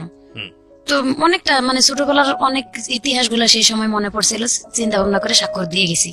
আর আমি ওইখানে যে এমন চিৎকার বাড়ি কানছি, আমার আপন যেটা ওখানে ছিল বড়াব্বা, আমরা বড়াব্বা ডাকি, বড়াব্বা আমার মেয়েরে কোলে নিয়ে বড়াব্বাও কান্দা শুরু করে দিল, আমিও কান্দতেছি একদিকে, বড়াব্বা একদিকে কান্দতেছে। আর চেয়ারম্যান বলতেছে যে হাই হাই রে মহসিন, মানে এত বড় একটা কাজ তুমি করতে পারলা, সামান্য কয়টা টাকা, তাও মেয়ের কাছে ধার করা টাকা তুমি নিছো, ওটা মানে তোমার টাকা তো দিলাই না, তুমি তোমার টাকা যৌতুক তো দেয় নাই কোনো কিচ্ছু, মানে বিয়ের রাতে যা চুক্তি হয়েছিল ওখানেই মাপ, আমি তো চলেই আসলাম, এই জন্য আর কিছু দেয় নাই। তো যাক আলহামদুলিল্লাহ, আমি বললাম যে এখান থেকে আমি সরলাম, পরে গ্রামে এক বাড়িতে আরেক বাড়ি থেকে আরেক বাড়ি থেকে আরেক বাড়ি থেকে এরকম মানে মানুষের বাড়ি বাড়ি থাকা শুরু করে দিলাম। আচ্ছা, বাপের বাড়ি থেকে বের হয়ে। আচ্ছা, তো হাজবেন্ড তখন কি করছিল? হাজবেন্ড তখন ওই একদিন কাজ করে, ওই একই অবস্থায় রাজমিস্ত্রির কাজ, মানে হাজবেন্ড কি সবাই মানুষের বাড়িতে থাকছিলেন নাকি? হ্যাঁ, ওকে নিয়ে আর কি শুরু করলাম ওর সাথে। তখন সবাই বুঝাইলো ওই বুড়ো অফিসের মাধ্যমে যে তুমি যদি এই স্ত্রী নিয়ে করে খাইতে না পারো তো আর জীবনে কোনো মেয়ে নিয়ে করে খাইতে পারবা না, আচ্ছা, আর তুমি একটা পুরুষ পুরুষ হইতে শিখো। তো বললো যে আজকের পর থেকে আমি চেষ্টা করবো ওরে কিছু করে খাওয়ানোর জন্য, যেহেতু বলতেছে যে তোমার জন্য সে বাপকে ত্যাগ করে দিল, তুমি যদি এই মেয়েটাকে রাস্তায় ফেলে দাও তাহলে বুঝবো তুমি অমানুষ একটা। আচ্ছা, এভাবে বলার পরে ও বললো ঠিক আছে আমি যেখানে থাকবো ওরে নিয়ে থাকবো। তো আমাদের গ্রামে একজন লোক থাকতে দিল, একটা চৌকি কিনলাম ভাইয়া, চৌকি কিনে সেই চৌকির মাপে আর কি পলিথিন দুই পাশে দিয়ে বাঁশ দিয়ে বাঁধে মোড়াই রাখতাম, দিনের বেলা রাতের বেলা পলিথিন ফেলায় ঘুমাইতাম, খাবার দাবার তাদের ঘরে রাখতাম, তারা তালা দিয়ে যতক্ষণ যাইতো এদিক সেদিক কাজ করতে গ্রামের মানুষ, আবার যখন আসতো ততক্ষণে ঘর খুলে খাইতাম, কিন্তু ওই থাকাটা বাহিরে আর কি বারান্দায়। আচ্ছা, এভাবে থাকতে শুরু করলাম, কিন্তু 2-3-4 দিন কাজ করে আর করে না, 2-3-4 দিন কাজ করে ওই একই অবস্থায় চলতে লাগলো। এভাবে মানে আমার আব্বা মানুষের কাছে শুনে কয় এই মেয়ের কপালে অনেক দুর্গতি আছে। মানে হাজবেন্ডকে আমি বললাম যে ভাই তুমি এখনো দেখো এই কথাগুলা তোমার শরীরে কি হিট করে না, এগুলা হিট করেও তো তুমি কিছু করতে পারো। এইভাবে বলার পরে যাই হোক ওখান থেকে মানুষের বাড়ি থেকে থাকতে থাকতে এখানে প্রায় 3 মাস থাকলাম আর কি, একই অবস্থায়। সে কাজ করে না দেখে বাবা এই ধরনের ভাষা ইউজ করে, বললাম যে এখান থেকে আমি সরে চলে যাব, হয় তুমি যদি তোমার এলাকায় নিয়ে আমারে করে খাইতে পারো। আর ওই ভগ্নিপতিরে আর কি ফোন দিলাম, ফোন তো না খবর দিলাম, তখন ফোন ছিল না, মানুষের দিয়ে খবর দিছি যে জুলা ভাইয়ের একটু আসতে বললেন, যদি মানে আমারে নিয়ে এভাবে সে যদি চেক দিতে পারে, বলছি যে আমার সালানা বাদ দিলে আমি দেব, তো উনি যদি আমার জায়গা দেয় আমি ওনার ওখানে যাই থাকবো। ওনার ওখানে বাড়িতে যাই থাকা শুরু করে দিলাম, ওনার উঠানে ঘর করে দিল একটা টিনের, এবং তুই যদি প্রাইভেট পড়ে কিছু চালাইতে পারস তাহলে এখানে কিন্তু টাকাটা জমা হইতেছে, এটাতে জায়গা কিনে বাড়ি করতে পারবি। তো যাক দিল ভাই আলহামদুলিল্লাহ আমি এভাবেই করবো। ওনার উঠানে থেকে আমি গ্রামের বাচ্চাদেরকে প্রাইভেট পড়া শুরু করে দিলাম। যখন প্রাইভেট রেজাল্ট দেখা গেল যে প্রাইমারি স্কুলের ছাত্রদেরকে ভালোই পড়াইতে পারতেছি, তো ওখান থেকে আমি একটা পেলাম, শিশু শ্রেণী স্কুল চালাইলাম, ব্রাক শিশু শ্রেণী স্কুল চালানো শুরু করলাম এবং পাশাপাশি বাচ্চাদেরকে প্রাইভেট পড়ানো। এইভাবে আমি একটু পজিশনে উঠা শুরু করে দিলাম। তখন আমি করলাম যে আমার জায়গা কিনতে হবে, ওই যে লাইফের এখান থেকে শুরু। আমি মানে জায়গা কিনলাম, পরে মানে কিস্তি উঠে অর্ধেক টাকা দিয়ে জায়গা নিলাম, এখানে 3 বছর ঘর করে থাকলাম। আমার হাজবেন্ড কোন রকম হেল্প করলো না আমারে। তো যখন আস্তে আস্তে 3 বছর পার হয়ে গেল কিন্তু জায়গা রেজিস্ট্রি হয় না, আমার হাজবেন্ড গুরুত্ব দেয় না, আমার খরচপাতিও দেয় না, আমি বাচ্চা নিয়ে নিজেই চলতে পারি না, কিস্তি চালাইতে পারি না, এভাবে মানে বেতন তখন কম শিশু শ্রেণীর। মানে কোরআন শরীফ পড়াইতাম গ্রামের বাচ্চাদেরকে, তারা ঠিক মতো বেতনও দিতে চাইতো না। পরে মানুষের বাড়িতে ধান সিদ্ধ করা শুরু করে দিলাম, যে সিজনারি একটা ধান সিদ্ধ করলে তারা একটা করে কাপড় দেয়, 2 বাড়িতে করলে 2টা কাপড় দেয়, কিন্তু এক সিজনে 2 বাড়িতে করা যায় না, এক বাড়িতে করলাম এবং স্কুল চালাইয়ের মধ্যে আবার সবকিছু করা শুরু করে দিলাম। এরকম করে জায়গাটুকু যেভাবে আটকাইলাম, 3 বছর পরে ওনারা জায়গাটা আরেকজনের রেজিস্ট্রি দিল। ওই জায়গা ওখান থেকে রেজিস্ট্রি দেওয়ার পর আঘাতের পর আঘাতই পাচ্ছি ভাইয়া। আমার বাপের বললাম একটু হেল্প করতে, আমার বাপ কোনো হেল্প করলো না। তো ওখান থেকে আবার ওই জায়গাটা যখন ওরা ফেরত আরেকজনের রেজিস্ট্রি দেয়, আমি তাদেরকে গ্রামের মাধ্যমে একটা বিচার দিলাম যে আমারে না বলে কেন জায়গাটা অন্য কারো রেজিস্ট্রি দেওয়া হলো, যখন আমি ঘর করে থাকতেছি। এখানে, সেটা বেড়া দিয়ে ঘর করেছিলাম। তো ওখানে আমার ছোট মেয়েটা পেটে আসলো, ছোট মেয়ে পেটে থাকাকালীন আমি মানে বাচ্চা পেটে নিয়ে আমি কোথাও যাবো না যাবো, একটা বছর আবার ওরা থাকতে সময় দিল। এই 1 বছর আমার হাজবেন্ডের অনেক বুঝাইলাম যে ভাই তুমি আর একটু কিছু করো যাতে জায়গা, আমি কেবল তো একটু পজিশনে আসছি। তো তখন ও চুরি চামারি করা শুরু করে দিল আবার আমার হাজবেন্ড। আচ্ছা যার কারণে কারেন্টের পোল থেকে, কারেন্টের তার থেকে, সরকারি টিউবওয়েল এলাকার মানে যত কিছু আছে ভাইয়া, না বললে আপনি বুঝবেন না আমার মানে আমি কোথা থেকে আঘাত পাই, কোথায় আসছি। মানে যা আছে তোর চারপাশে যা পাচ্ছিল সব চুরি করছে, সব চুরি করা শুরু করে দিল। তো ওরা আমি কিন্তু বলতাম আপনার বাবার অভ্যাসের কিছুটা ওনার মধ্যে চলে আসছে। তখন আমি এক অত্যাচার থেকে আরেক অত্যাচারে চলে আসলাম, এবং আমার 2টা বাচ্চা, তখন আমি পারি না কিস্তি চালাইতে। এইভাবে যখন চুরি চামারি শুরু করে দিল, আমি না করে দিলাম যে ভাই তুই এটা করিস না। আমি ওর এক কথায় ওর কামাই খাওয়া বন্ধ করে দিলাম, তুই তোর মতো থাক, আমি আমার মতো থাকি। আমি আমার বাচ্চাদেরকে নিয়ে আমি ধান সিদ্ধ করে খাই বা এটা ওটা করে আমি আমার বাচ্চা দুটো মানুষ করবো। কিন্তু তোরা আমি ডিভোর্স, কি কারণে তোরা ডিভোর্স করবো না? আমার বাপ আমারে, আমার বাপেরে আমি কিন্তু ত্যায্য করে দিয়ে এসেছি তোর কারণে। এই মানে প্রসঙ্গটা ধরে আমি কিন্তু আর ডিভোর্স করতেছি না। আর বাচ্চা আমি এখান থেকে বাদ হয়ে গেলে আমার অন্যখানে বিয়ে হতে হবে। আমি যার কারণে আমি এখান থেকে বের হতে পারতেছি না। তুই তোর মতো থাক, তুই বিয়ে শাদী করে সংসার করলে কর। এইভাবে আমি বাচ্চা দুটো নিয়ে গ্রামে থাকা শুরু করে দিলাম। তারপরে আরো 1 বছর পরে আমি ওই জায়গাটা বাদ দিয়ে আমি আর 7 শতাংশ জায়গা কিনলাম। তখন আমার বাবারে ডাকলাম যে আমার জায়গাটা রেজিস্ট্রি করে দিতে। আচ্ছা এই সম্পর্কে আমি জানি না। ওই ভগ্নিপতি যে বাড়িতে বের করে দিল তারেও ডাকলাম, যেহেতু আমি জায়গাটুকু নিলাম কষ্ট করে, রেজিস্ট্রি করে দিল। তারা বলতেছে যে তুই তোর হাজবেন্ডের নামে দিস না। তো আমি ওর নামে দিলাম এই কারণে, যদি আমি আগে মারা যাই ও কোথায় থাকবে, ওরা তো আমি বাদ দিতে চাচ্ছি না। আমার বাবার উপর টিকে দিয়ে আমি ওরে নিয়ে করে খাইতে চাচ্ছি। ও যা মানে তাই করুক, ওটা ও খাবে, আমারটা আমি খাবো। তখন আমি কিস্তি উঠাইলাম, উঠায় 7 শতাংশ জায়গা কিনলাম। আচ্ছা কিনে বাড়ি করলাম। ওইখানেও আবার মাঠের থেকে মাটি ঢয়ে, নিজে মাথায় করে মাটি ঢয়ে ঢয়ে ঘর করলাম, 2টা মাটির ঘর করে এখানে থাকা শুরু করে দিলাম। কিন্তু আমি যখন ঋণ হয়ে গেল, জায়গা অনেক 2-3টা সমিতি থেকে কিস্তি উঠাইছি, আমি আর কুলাইতে পারতেছি না। ঘর করার পর আমি আর গ্রামে থাকতে পারলাম না। এ বাড়ি ও বাড়ি থেকে চাল ধার করে খাওয়া শুরু করলাম, ধার করেও আর কুলাইতে পারতেছি না। মানে একেবারে ঋণের বোঝা আমার বেশি হয়ে যাইতেছে। তখন আমি ঢাকা চলে আসলাম। আমি ঢাকা চলে যাব, গ্রামের মানুষের কাছে, এর কাছে ওর কাছে 200-100 টাকা ধার নিলাম, যে 100-100 করে ধার দেন। আমার খালাতো মামাতো ভাই, মানে তখন আমার জামাই খুব হাত মারধর করতো আমারে, খুব প্রচুর। তখন আরো বেশি হলো। ওই যে ও যে কাজগুলো করে আমি করতে দেব না, যার কারণে আমার বেশি অত্যাচার শুরু করে দিল। প্রিয় শ্রোতা, আপনারা শুনছেন প্রাণ মিস্টার ম্যাঙ্গো ক্যান্ডি প্রেজেন্স জীবন গল্প। জীবন গল্পের অতিথির গল্পে আবারও ফিরবো, তার আগে আপনাদেরকে মনে করিয়ে দিচ্ছি, সিচুয়েশন যখন খুব কড়া, মন বসে না কোনো কাজে, তখন মন ঠিক করতে মুখ দিতে পারেন কাঁচা আমের সাথে Pran mister mango candy, good mood guaranteed. আর আমাদের আজকের এই গেস্টকে যদি আপনি দেখতে চান, প্লিজ চলে আসবেন আমার ইউটিউব চ্যানেলে। আমার ইউটিউব চ্যানেলের ঠিকানা হচ্ছে www.youtube.com/RJKebriafm। আমি আবারও বলছি www.youtube.com/RJKebriafm। চ্যানেলটি আছে কিবরিয়া আরজে নামে। Please like this channel. আমরা ফিরে যাচ্ছি আমাদের অতিথির গল্পে। জি। কিন্তু যখন আমি এই যে বিপদে পড়ে গেলাম, যে আমি কিস্তি চালাইতে পারতেছি না, মানুষের কাছে মুখ দেখাইতে পারতেছি না, দোকানে বাকি, বাচ্চা দুটা তখন ছোট। তো বড় মেয়ের বয়স 5.5 বছর, 8.5 বছর, ছোট মেয়ের বয়স 3.5 বছর। তখন বড় মেয়ে মোটামুটি ভালো পজিশনে লেখাপড়া করতেছে, ক্লাস 5-এ। দেখতেছি রেজাল্ট ভালো, কিন্তু আমি পারতেছি না আর কুলাইতে। তখন আমার কিছু করতে হবে বাচ্চা মানুষ করতে গেলে। আমি এই যে ঢাকা চলে আসলাম গ্রামে, আমার বাপের বাড়িতে এসে বাপেরে বলে নেই যে আমি ঢাকা যাব। গ্রামে খালাতো চাচাতো মামাতো ভাইদের কাছে 100-100 করে টাকা, এর ওর বাড়ি থেকে সবাই 2 কেজি করে চাল আমার নিজের থেকে দিল, এটা নিয়ে যাও গ্রামে, যাই তুমি ঢাকা শহরে চাকরি করো। যেদিন আমি ঢাকা চলে আসবো সেদিন ওর বাবা চলে আসলো, আমিও যাব এবং আমি ওখানে যাই রিক্সা চালাবো, ভালো হবে আরো আমার জন্য। নিয়ে চলে আসছে আমার সাথে করে। 1 মাস বসে থাকার পরে পরিচিত হলো জায়গাগুলো, হওয়ার পরে ও রিক্সা চালা শুরু করে দিল। আমি ওর টাকা থেকে 500 টাকা একদিন কিস্তি দিয়েছি বাড়িতে, আমার মেয়ে না খায় আছে শুনে। তখন আমার আম্মা আবার সন্তান নিবে না, আমার আম্মা আগে থেকেই কোনোদিন দায়িত্ব নিতে চান, আমি নিজেই চলতে পারি না, আমারই অসুখ, এই সেই, আমি সন্তান নেব না। আমি বলছি আমি ঢাকা যাই, একটু পজিশনে উঠি, আমি বাচ্চা দুটো নিয়ে যাবো, মা তুমি খালি অল্প কটা দিন দেখো। এভাবে জোর করে রাখে চলে আসছে, চুরি করে আসার মতো। তখন ওর বাবা চলে আসলো। আমি বললাম যে তুমি যখন আসছো ভালো হয়েছে, আমার বাচ্চা দুটো আমি কেন ওদের কাছে ফেলে রাখবো, ওরা তো দেখশুন করবে না সেরকম করে। আমার ছোট ভাইয়ের বিয়ে হয়ে গেছিল, তখন ভাই বউ আরো বেশি মানে ই করতো, রাগারাগি করতো, দেখতে পারবে না, মারধর করতো এক কথায় বাচ্চা দুটারে।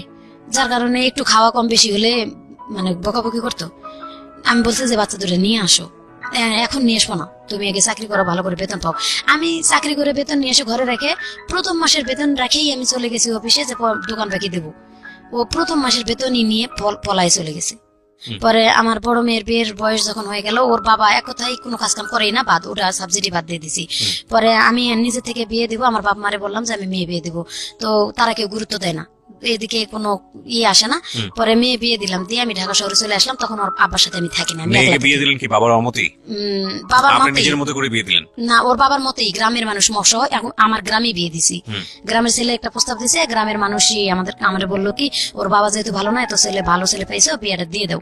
আচ্ছা, গ্রামে বিয়ে দিয়ে দিলাম ঠিকই। তো ছেলে সেদিন বলছে আমি একটা পয়সাও কোনো দেনমোহর নেব না, কোনো টাকা পয়সা কিছু নেব না, তবে দেনমোহর কেন নেবেন? মানে যৌতুক নেব না।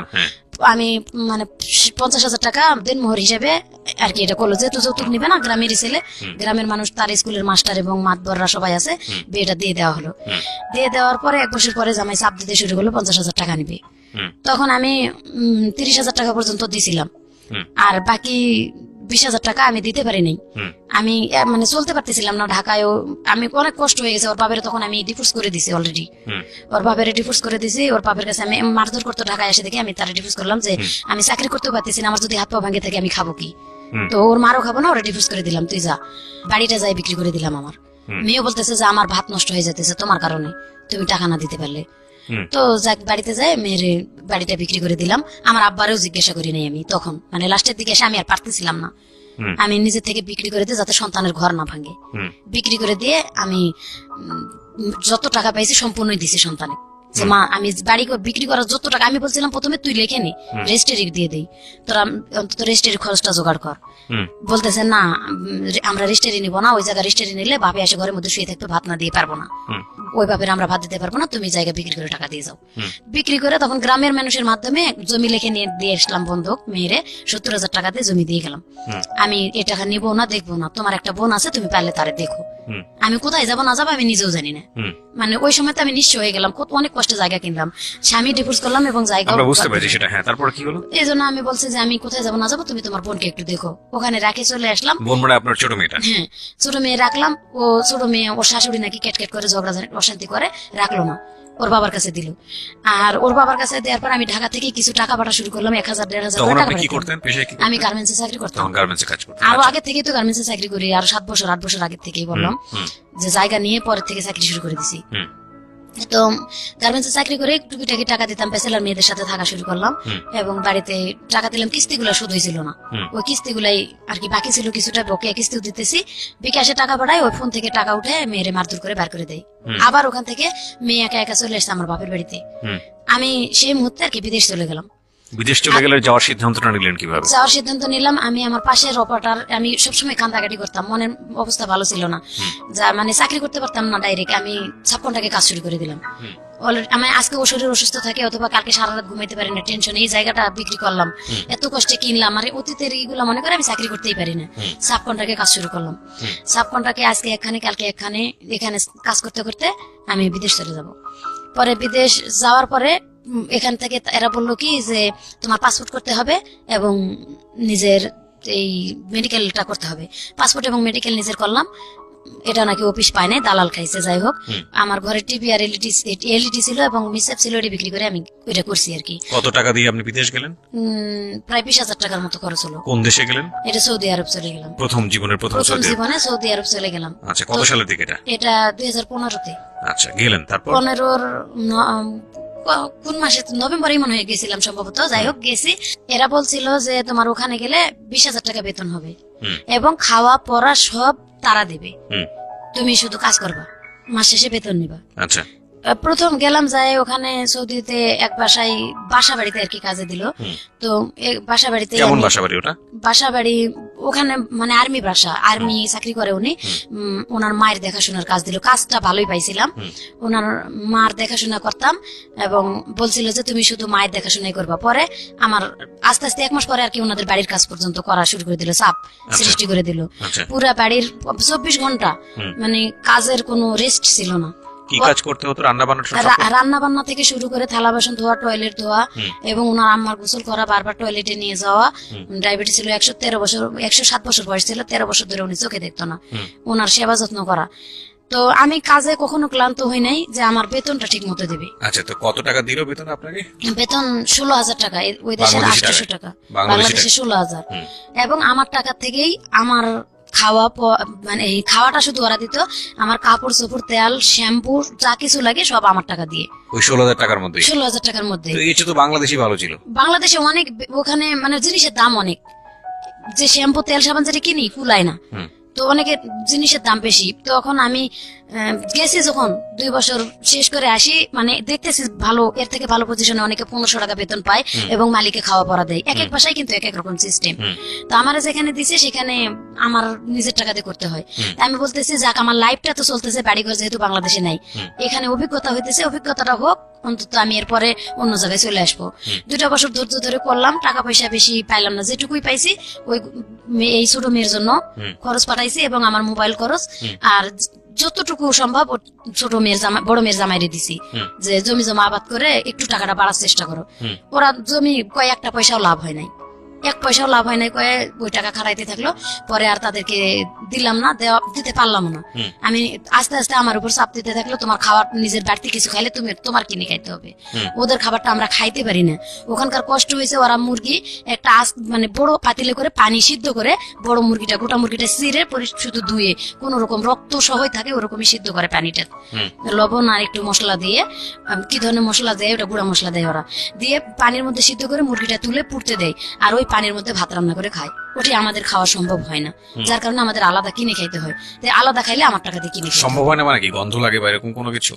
গন্ধ বলতে রুচি হয় না, এক কথায় ওই যে রক্তওয়ালা মুরগিটা বা মশলা ছাড়া আমরা তো কষায় মুরগি রান্না করে খাই, আর ওরা আস্তা পানির মধ্যে শুধু টকবক করে ফুটায় সিদ্ধ হলেই ওই যে পুড়ে চুলার মধ্যে দিয়ে হচ্ছে যে বেক করতে দেয় ভাই, যেটাকে বলে আপনার হচ্ছে হলো যে, যাই হোক ঠিক আছে, সমস্যা নেই। হ্যাঁ, তো ওই সিস্টেমটা ভালো লাগছিল না, ভালো লাগছিল না, মানে খাইতে পারতেছিলাম না। আমি বলতেছি এটা আমি খাইতে পারতেছি না, বলে তুই যদি আলাদা কিছু খাস তোর কিনে খাইতে হবে।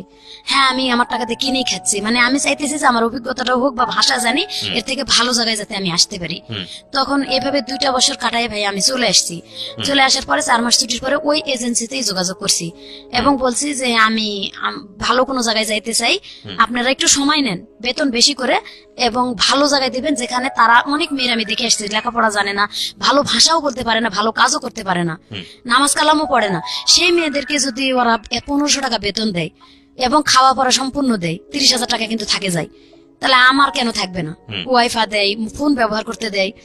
তো বলতেছে হ্যাঁ তোমার এরকমই হবে। এজেন্সির মাধ্যমে চলে গেলাম আর কি, এটাই তারা বললো। এজেন্সির মাধ্যমে যখন আমি ওখানে চলে গেলাম, প্রথম বাসাত যাওয়ার পরে সকাল 6টা থেকে রাতের 9টা পর্যন্ত কাজ। তো আমি বলছি যে আলহামদুলিল্লাহ আমি কাজ করব, কিন্তু আমার পজিশন, আমার বেতন বলতেছে তুই 1 মাস কাজ কর, তোরে ভালো লাগলে আমরা বেতন তোর যেটা চুক্তি করে আনছি এটাই দিব। কত চুক্তি করে আনছিস? আমি তো ওখান থেকে চুক্তি করে আসছি 1200 টাকা, যেহেতু 24,000 টাকা আমি পাই। 1500 টাকা দেওয়ার কথা ছিল, সেটা না দেখ 1200 টাকা দিবে এটা বলছিল এরা। বলতেছে যে না 1000 টাকা বেতন তুই পাবি। তখন থেকে আমি এজেন্সিতে জানা শুরু দিলাম যে আমার ওখান থেকে যা চুক্তি করে আনছেন, আমি 2 বছর থেকে গেছি, অনেক মেয়েরা টিকতেই পারে না, আমি যে টিকতেছি শুধু আমার লাইফটা গড়ার জন্য, যাতে আমি একটা নিজে গার্মেন্টস ফ্যাক্টরি দিতে পারি অথবা টেলার্স এর দোকান দিতে পারি, ছোট মোটো করে চলতে পারি আমি।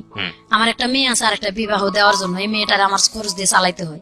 এদিকে তো বাংলাদেশে কিছুই নেই, আসলে কোথায় কিছুই নাই। আমার মেয়েটার কাছে রাখবো, আমার আম্মা রাখে না, আমার আম্মার কাছে যে রাখি আমার আম্মা রাখে না, মেয়েটারে বার করে দেয় বাড়িতে, জোর করে যেরকম রাখে সেরকম রাখি।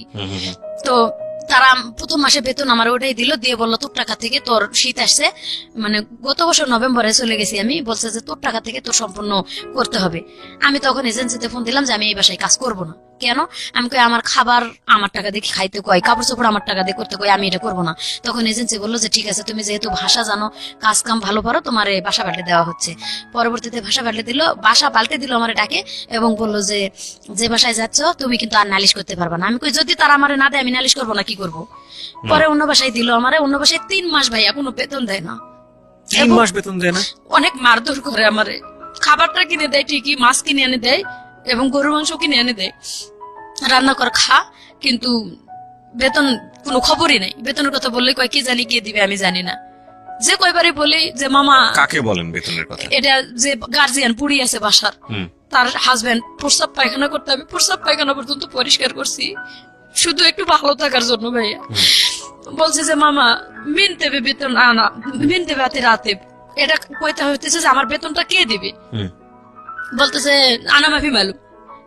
তুই জানিস না, তবে আমার বেতন জানে কেনা। তো আমার যে ছেলে আনছে সেই ছেলে, ওই ছেলেটা ডাক, তুই ডাক, আমি এমনি ডাকবো, আমার তো ফোন ব্যবহার করতে দে না। তখন ওর ছেলেটা ডাকছে, আসছে, আমি বলছি যে লেশ মা রাতে বানা। কই কেন 3 মাস হয়েছে তোর বেতন দেয়নি? আরবি দিয়ে বলতেছে। কই না বেতন দেয়নি। ওর ছোট বোনের ডাকে বলতেছে তুই কাজের মেয়ে আনে নিলি, বেতন দিলি না কেন? আমি ওর ভাইরে বললাম কেন, তার জন্য পরের দিন আমার গলায় ছুরি ধরছে।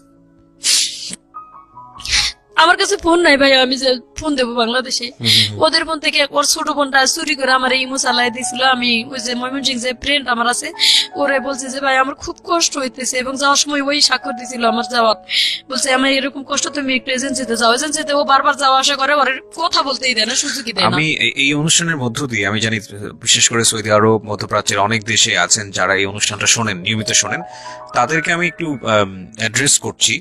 আমি জানি ইউটিউবে আপনারা অনেকেই শোনেন, আমাকে অনেকেই নক দেন আমার ফেসবুক আইডিতে, যে আপনাদের জীবনের যদি বিদেশ ফেরত, আমি সবসময় বলেছি বিদেশ ফেরত কেউ যদি সরাসরি আমার সাথে দেখা করতে চান, এসে অফিসে দেখা করবেন, আপনাদের ফর্মালিটিস মেনটেন করতে হবে না, ফোন টোন দিতে হবে না, এবং আপনাদের বিদেশি জীবনের গল্পটা আমি আমার রেডিওতে প্রচার করতে চাই দুটো উদ্দেশ্যে।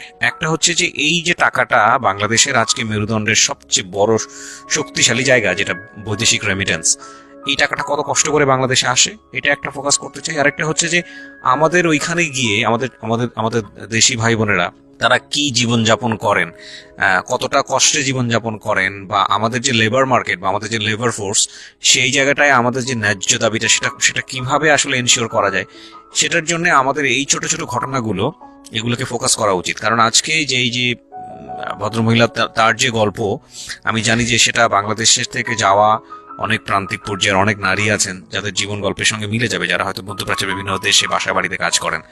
বলেন তারপর কি? তারপর ভাইয়া ওই বেতনের জন্য যখন আমার গলায় ছুরি ধরছে, আমি কাজ করব না বলে 7 দিন আমি বসা থাকছি যে কাজ করব না, কেন আমার গলায় ছুরি ধরলো। আমি তো অন্য কিছু বলিনি, আমার বেতনের কথা বলছি। বাসা বাড়ির বাইরে যেতে পারতেন না? বাসা বাড়ির বাইরে হ্যাঁ ময়লা ফেলানোর জন্য যাইতাম, এছাড়া কোথাও না যাওয়ার কোনো সুযোগ ছিল না? যাওয়ার কোনো জায়গায় যাওয়ার সুযোগ পেলে তো ওরা নিয়েও যায় না, এবং ফোনও ব্যবহার করতে দেয় না, বাড়ি থেকে বেরোতেও দেয় না। এই মাসের পর মাস একটা রুমের মধ্যে, একটা বাড়ির মধ্যে এভাবে থাকতে হয়? জি। এটা শুধু সৌদি আরবের চিত্র নয়, এটা বাংলাদেশের শহর অঞ্চলে অনেক যারা কর্মজীবী নারী আছেন, বিশেষ করে এই বাসা বাড়ি সামলান, তাদের অনেকের চিত্রই এটা। এবং খুব ভয়ঙ্কর রকম ভাবে আমরা খুব শকড হই যখন দেখি ছোট ছোট বাচ্চারা মার খেয়ে তাদেরকে উদ্ধার করা হচ্ছে বিল্ডিং থেকে, পাশের বিল্ডিং থেকে, পাশের ফ্ল্যাট থেকে হয়তো কেউ উদ্ধার করছেন, এবং তাদের শরীরের দিকে যখন আমরা তাকাই তখন আমরা খুব অবাক হই যে কি পরিমাণ বিকারগ্রস্ত মানুষ আমাদের এই সমাজে বসবাস করে। আল্লাহ মাফ করুক। জি বলেন তারপর?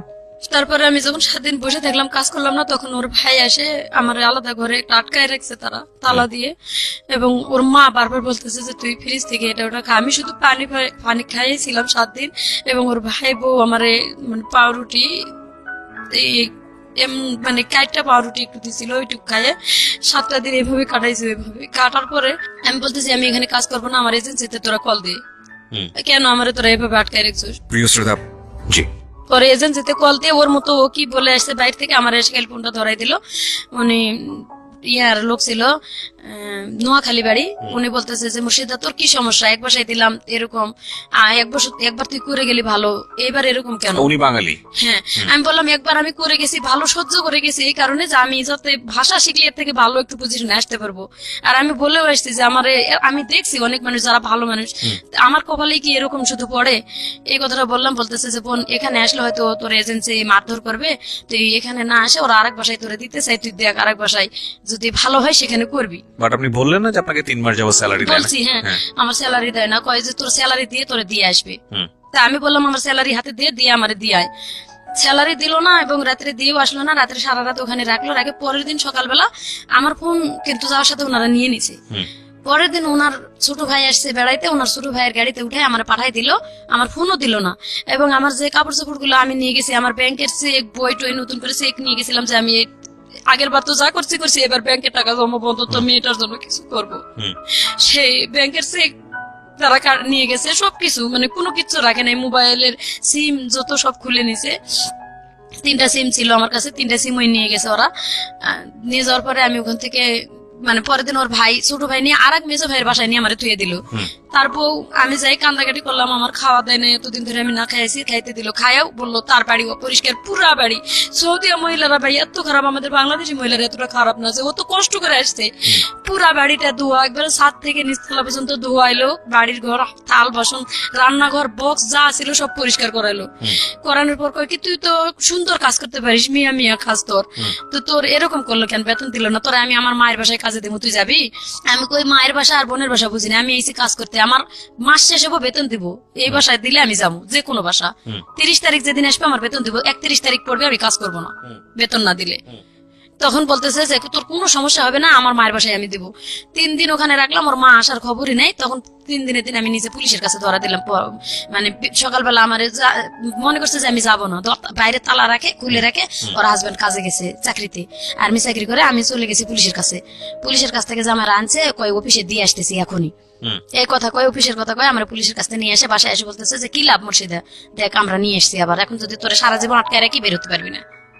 আচ্ছা, তখন আমি বললাম যে তোদের যদি মানবতা থাকে তো তোরা আমারে আটকাবি না, আমি তোদের কি অন্যায় করছি? আমি তো তোদের বাসার কাজের মেয়ে না, তোরা আমারে কালকা খাটাইছো, 3.5 দিন ফিরি রাখতেছস, আমি আসি। এতদিন হয় আমার বাংলাদেশে যোগাযোগ করতে দিস না, আমার সন্তানটা কোথায় আছে আমি খোঁজ খবর নিতে পারতেছি না। এভাবে যখন বললাম তখন ওর বউ কইতেছে যে ওর সাথে রাগারাগি করিস না, আমি আমার মায়ের কাছে দিয়ে দিবো। ওর মা আসলো, সামনাসামনি কথা হলো, আমার সাথে চুক্তি করালো ওর মার যে 7 দিন ওর মা দেখবো আমারে, আমি যদি ঠিক মতো কাজ করতে পারি তাহলে আমারে তার বাসায় রেখে দিব, আর যদি আমার তাদের ভালো লাগে আমি থাকবো। এভাবে চলে গেলাম 7 দিনের জন্য। 7 দিনের কাছে 15 দিন রাখলো। 7 দিন কাজ করে বলতেছে যে তুই মিয়া মিয়া তোর কাজ ঠিক আছে, আর 7 দিন তুই দেখ যে আমাদের বাসায় কাজ করতে পারবি কিনা। ঠিক আছে, তাও দেখলাম। তখনও আমি বলতেছি যে আমার আগের 3 মাসের বেতনটা নিয়ে এসে দে। বলতেছে যে যদি আমরা তোর 15 দিন পর নিয়ে উকালা করে তাহলে তোর ওই বেতন এনে দিয়ে তোরে নিম। আচ্ছা, 15 দিন চলে গেল। সেদিন বলতেছে যে আজকে তোর 15 দিন হয়ে গেছে, আজকে থেকে তোর বেতনের শুরু, তুই কাজ করবি, আমরা উকালা করে নিতেছি। উকালা নিতেছিস, আমার বেতন এনে দে।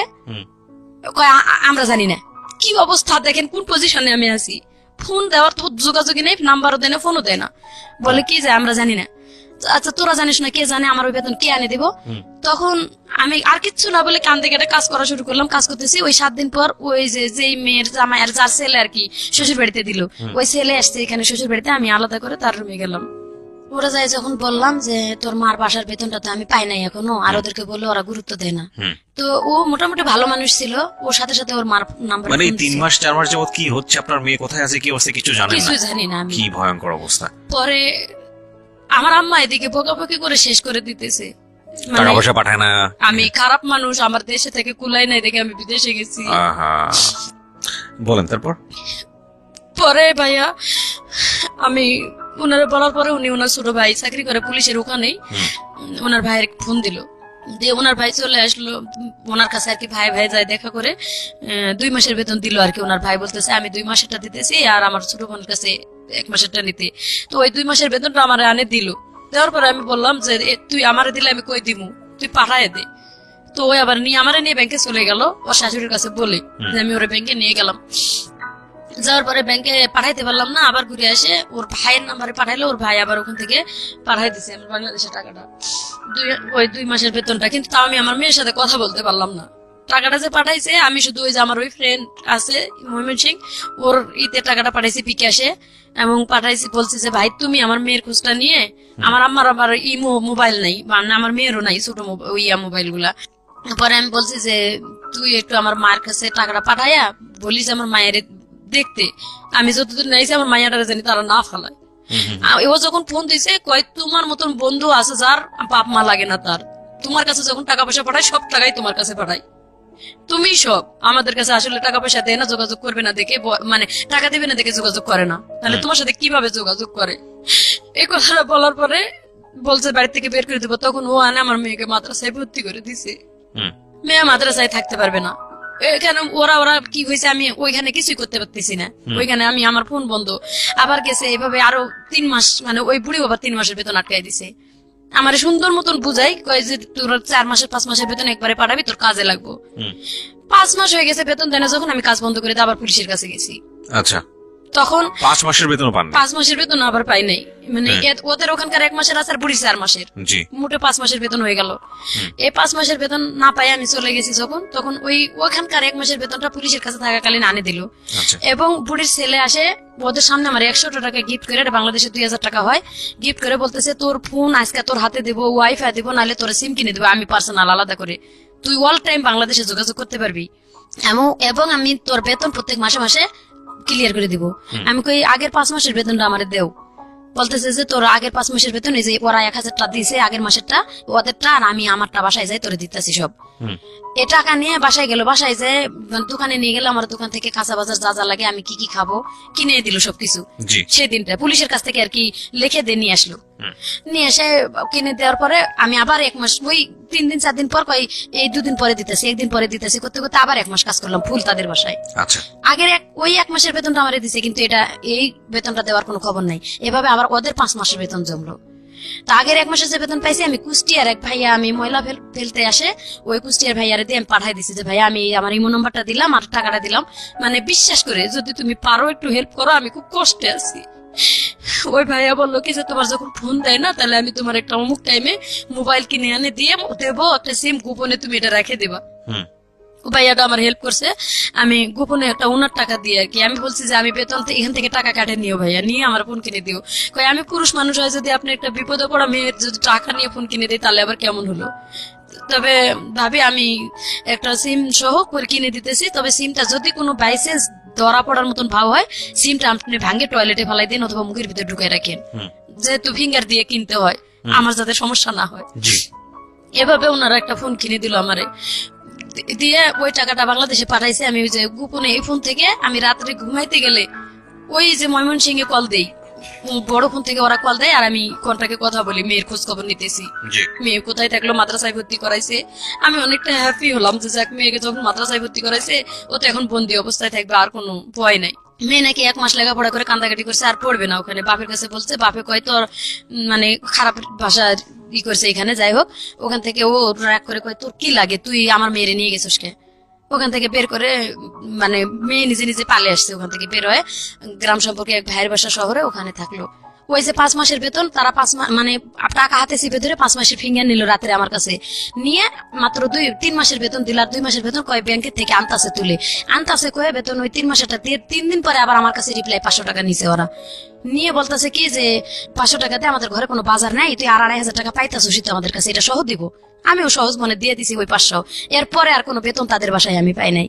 পরে মাস পর্যন্ত কাজ আরো 1 মাস কাজ করলাম, কোনো বেতন পাই নাই। আমি যে বেতনটা দিয়েছে ওরা ব্যাংকের মধ্যে পাঠায়ও নাই, আমি ওই গোপনে ওই ভাইরে দিয়ে ফোন দিয়ে ভাই টাকাটা পাঠায় দেন, নাহলে ওরা আমার কাছ থেকে কোন সময় কাটে নেবে। ওই গোপনে আর কি ওই ভাইরে দিয়ে পাঠাইছি, ওরা কোনো প্রমাণ দেখাইতে পারে না ওখানে যে ওরা আমাদের বেতন দিছে। এভাবে আসি 1 মাস যখন পার হয়েছে দেখলাম যে ওরা ভালো না। টাকাটা পাঠাতেন কাকে? এই যে কুষ্টিয়ার এক ভাই ওখানে, বাংলাদেশে কাকে পাঠাতেন? বাংলাদেশে এই ময়মনসিংহে এক ভাই আছে। না না না মাধ্যম জানতে চাচ্ছি না, আমি জানতে চাচ্ছি টাকাটা আপনি পাঠাচ্ছেন কাকে? এটা আমার ফ্রেন্ড, বললাম যে প্রথম বাংলাদেশ থেকে যাওয়ার সময় যে আমার হেল্প করলো। টাকাটা কি তার কাছে থাকতো? হ্যাঁ, আর বাংলাদেশে আসলে আপনাকে দিবে এরকম কোনো কিছু? সে আমার মেয়েকে চালাইতেছে এখান থেকে দিয়ে, এবং তার কাছে মোটামুটি এখন বর্তমান 50-60 হাজার টাকা ক্যাশ আমার আছে। আচ্ছা ঠিক আছে, তারপর এইটুকুই আর কি, 50-60 হাজার টাকা যা আছে ও খাবে না ভাই, আমি জানি।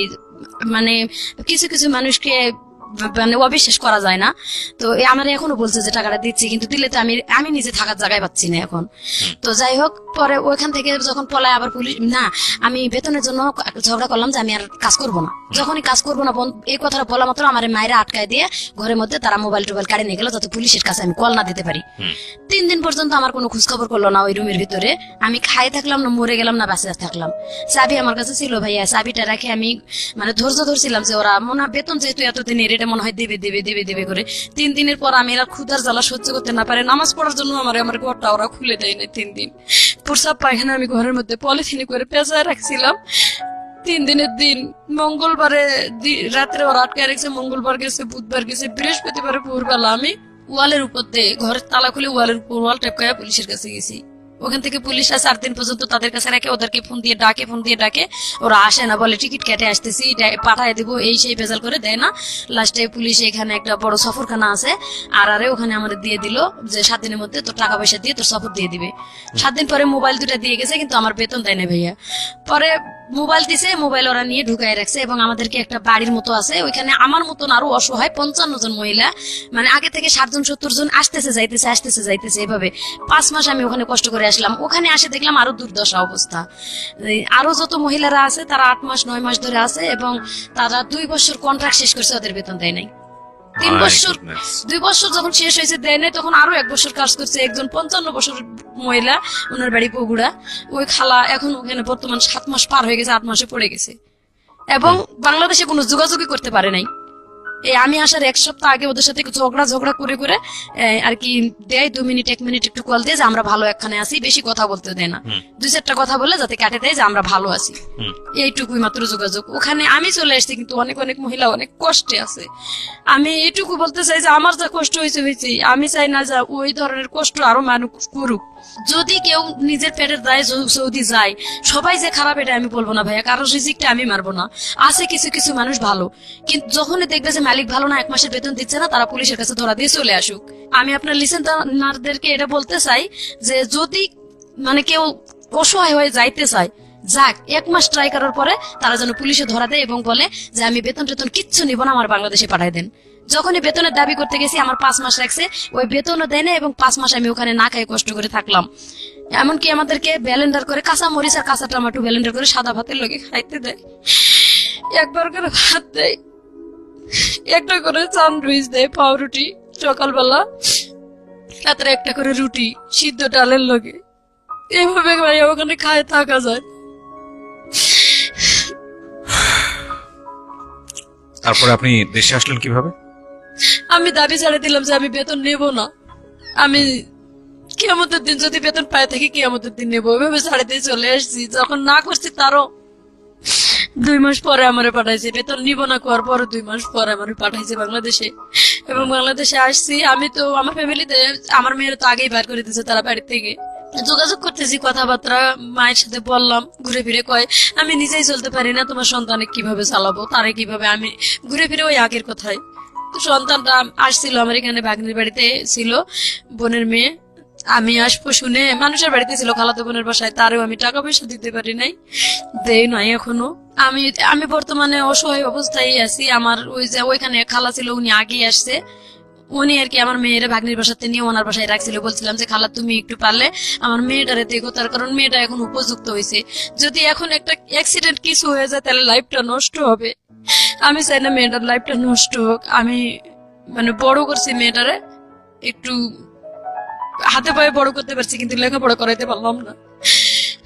আর এখন আমার নিজেরই থাকার জায়গা নাই, উপযুক্ত মেয়ে নিয়ে আমি কোথায় দৌড়াদৌড়ি করব? আমার আসলে বলার কিছু নাই। আজকে আমি একটা জিনিস বলি আপনাদেরকে, প্রিয় শ্রোতা, অনুষ্ঠানটা আনইন্টারাপ্টেড শুনেছি, শুধু বিরতি নিয়েছি, বিরতি থেকে ফিরে এসেছি। এই মানুষগুলা খুব ভালো লাগে, মানে যখন আসে আমার কাছে এসে বলে যে ভাইয়া আপনাকে খুঁজতেছিলাম, কিছু গল্প বলার জন্য আসছি, আপনাকে দেখে মনটা ভালো হয়ে গেছে। আমি জানি না কেন তারা আমাকে এতটা মানে আস্থার জায়গায় মনে করেন। তবে এটা ঠিক যে লাস্ট 8 বছরে আমি রেডিওতে যে ধরনের শো করেছি শুধু এই ধরনের মানুষদেরকে নিয়েই করেছি। শুধু বলবো ম্যাক্সিমাম টাইপেই আসলে এই প্রান্তিক পর্যায়ের মানুষ, যাদের আসলে সেভাবে ভয়েস রেজ করার জন্য বাংলাদেশের মিডিয়া আসলে খুব একটা কাজ করে না তাদেরকে নিয়ে। একবার প্রান্তিক পর্যায়ের মানুষ, ধরুন এই মানুষটা গ্রামে গঞ্জে একেবারে নিদেন পক্ষে খেটে খাওয়া একটা মানুষ, এবং এই মানুষটার জীবনে যে ঘটনাগুলো ঘটে গেছে এগুলো কোন কাব্যে এসছে, কোন উপন্যাসে এসছে, কোন কবিতায় এসছে বা কোথায় এসছে বলেন? আপনি যদি ঘাটেন তাহলে এই মানুষগুলোর চিহ্ন, এই মানুষগুলোকে নিয়ে কথাবার্তা বা আমাদের সাহিত্য সংস্কৃতির জায়গাটাতে বা আমরা অন্যান্য জায়গাতেও যদি বলি, কোয়ান্টিটির দিক থেকে বাংলাদেশে অধিকাংশ মানুষই হয়তো এরকম, কিন্তু তারা আমাদের সংস্কৃতি নমিনেট করতে পারে না তাদের ইকোনমিক কন্ডিশনের কারণে। যাই হোক, এগুলো আসলে উচ্চমার্গীয় কথাবার্তা আমি বললে হয়তো অনেকেই বুঝতে পারবে না। আমি বরং সহজ করে কথাটা বলতে চাই যে তাদের আসলে এক্সেস নাই, তাদের ইনফরমেশনের এক্সেস নাই, তাদের মিডিয়া এক্সেস নাই, এবং বুভুক্ষ নাঙ্গা এভরি টাইম ফাইট করে যাওয়া মানুষ, দিন শেষে 2 বেলা 2 মুঠো আহার এবং কোন রকম মাথা গোঁজার ঠাই, এটার জন্যই সারা জীবন যুদ্ধ করে যাওয়া। এর মধ্যে সাহিত্য বলেন, সংস্কৃতি বলেন বা যেটাই বলেন না কেন, সেই সবের জায়গা আসলে কোথায় আছে বলেন? তো সেই জায়গাটা থেকে আমি শুধু একটা কথাই বলতে পারি আজকের এই জীবন গল্প শুনে, মেসেজ যদি আপনি নিতে চান সেই অর্থে মেসেজ হয়তো বিদেশের পার্টটাতে আপনি পাবেন, কিন্তু এছাড়া মেসেজ নাই। এটা একটা দুঃখ গাথার গল্প, কারণ আগাগোড়াই শুধু চরম পর্যায়ের বলা যেতে পারে যুদ্ধ বিধ্বস্ত একটা মানুষ, নিজের পরিবার নির্যাতিত, এরপরে স্বামীর পরিবারে নির্যাতিত, নিজের সন্তানকে বিয়ে দিয়েছে সেখানেও কষ্ট পেয়েছে, এবং তারপরও মার কিছু স্বকীয় সত্তা থাকে সারা জীবন জুড়েই, সেটা সত্য। আর বাঙালি নারীর মা সত্তাটা আমি মনে করি এটা বেস্ট মা সত্তা, এবং এটা সারা দুনিয়ার মধ্যেই বেস্ট। কারণ বাঙালি নারীরা যারা মা হন তারা আর যাই হোক নিজের সন্তানের জন্য সবকিছু করতে পারেন। তো উনি ওনার ছোট বাচ্চাটাকে নিয়ে আমাদের স্টুডিওতে এসছেন, আমি দেখলাম উনি বাইরে বসে আছে। তো এটা আসলে মার একটা অনেক বড় কনসার্ন যে সন্তানটাকে যে কোনো ভাবেই হোক একটা ভালো জায়গায় অন্তত তার ব্যবস্থাটুকু করা। আমি বিশ্বাস করি প্রতিটি মানুষের সাথেই আল্লাহ আছেন, এবং প্রতিটি মানুষই যোগ্যতমভাবে বেঁচে থাকার জন্য লড়াই করে যাচ্ছেন, সুতরাং তিনি নিশ্চয়ই মুখ তুলে চাইবেন। কিন্তু আমাদের সামাজিক দায়বদ্ধতার জায়গাটা থেকে শুধু এতটুকুই বলার আছে, আজকের এই গল্পটা শুনে দুটো জিনিস হতে পারে। একটা হচ্ছে যে যারা মন খারাপ করে থাকেন, যারা মনে করেন ভালো নেই, তারা যারা অন্তত একটা ঘর আছে, মাথা গোজার ঠাঁই আছে, বিপদে পড়লে হাত বাড়িয়ে দেওয়ার জন্য কিছু মানুষ আছে, তারা অন্তত এই মানুষটার চেয়ে ভালো আছেন। সুতরাং আপনি ভালো আছেন, প্রথম কথা হচ্ছে এটা। আর দ্বিতীয়ত যেটা বিদেশ যাওয়ার ব্যাপারে, এটাই শুধু ফার্স্ট কেস না। আমি আমার জীবন গল্পে এর আগেও অনেক একটা কেস এনেছিলাম। বুঝে না বুঝে আমাদের দেশের মেয়েরা কিংবা যারা বিদেশে কাজ করতে যান তারা অনেকেই ভুল পথে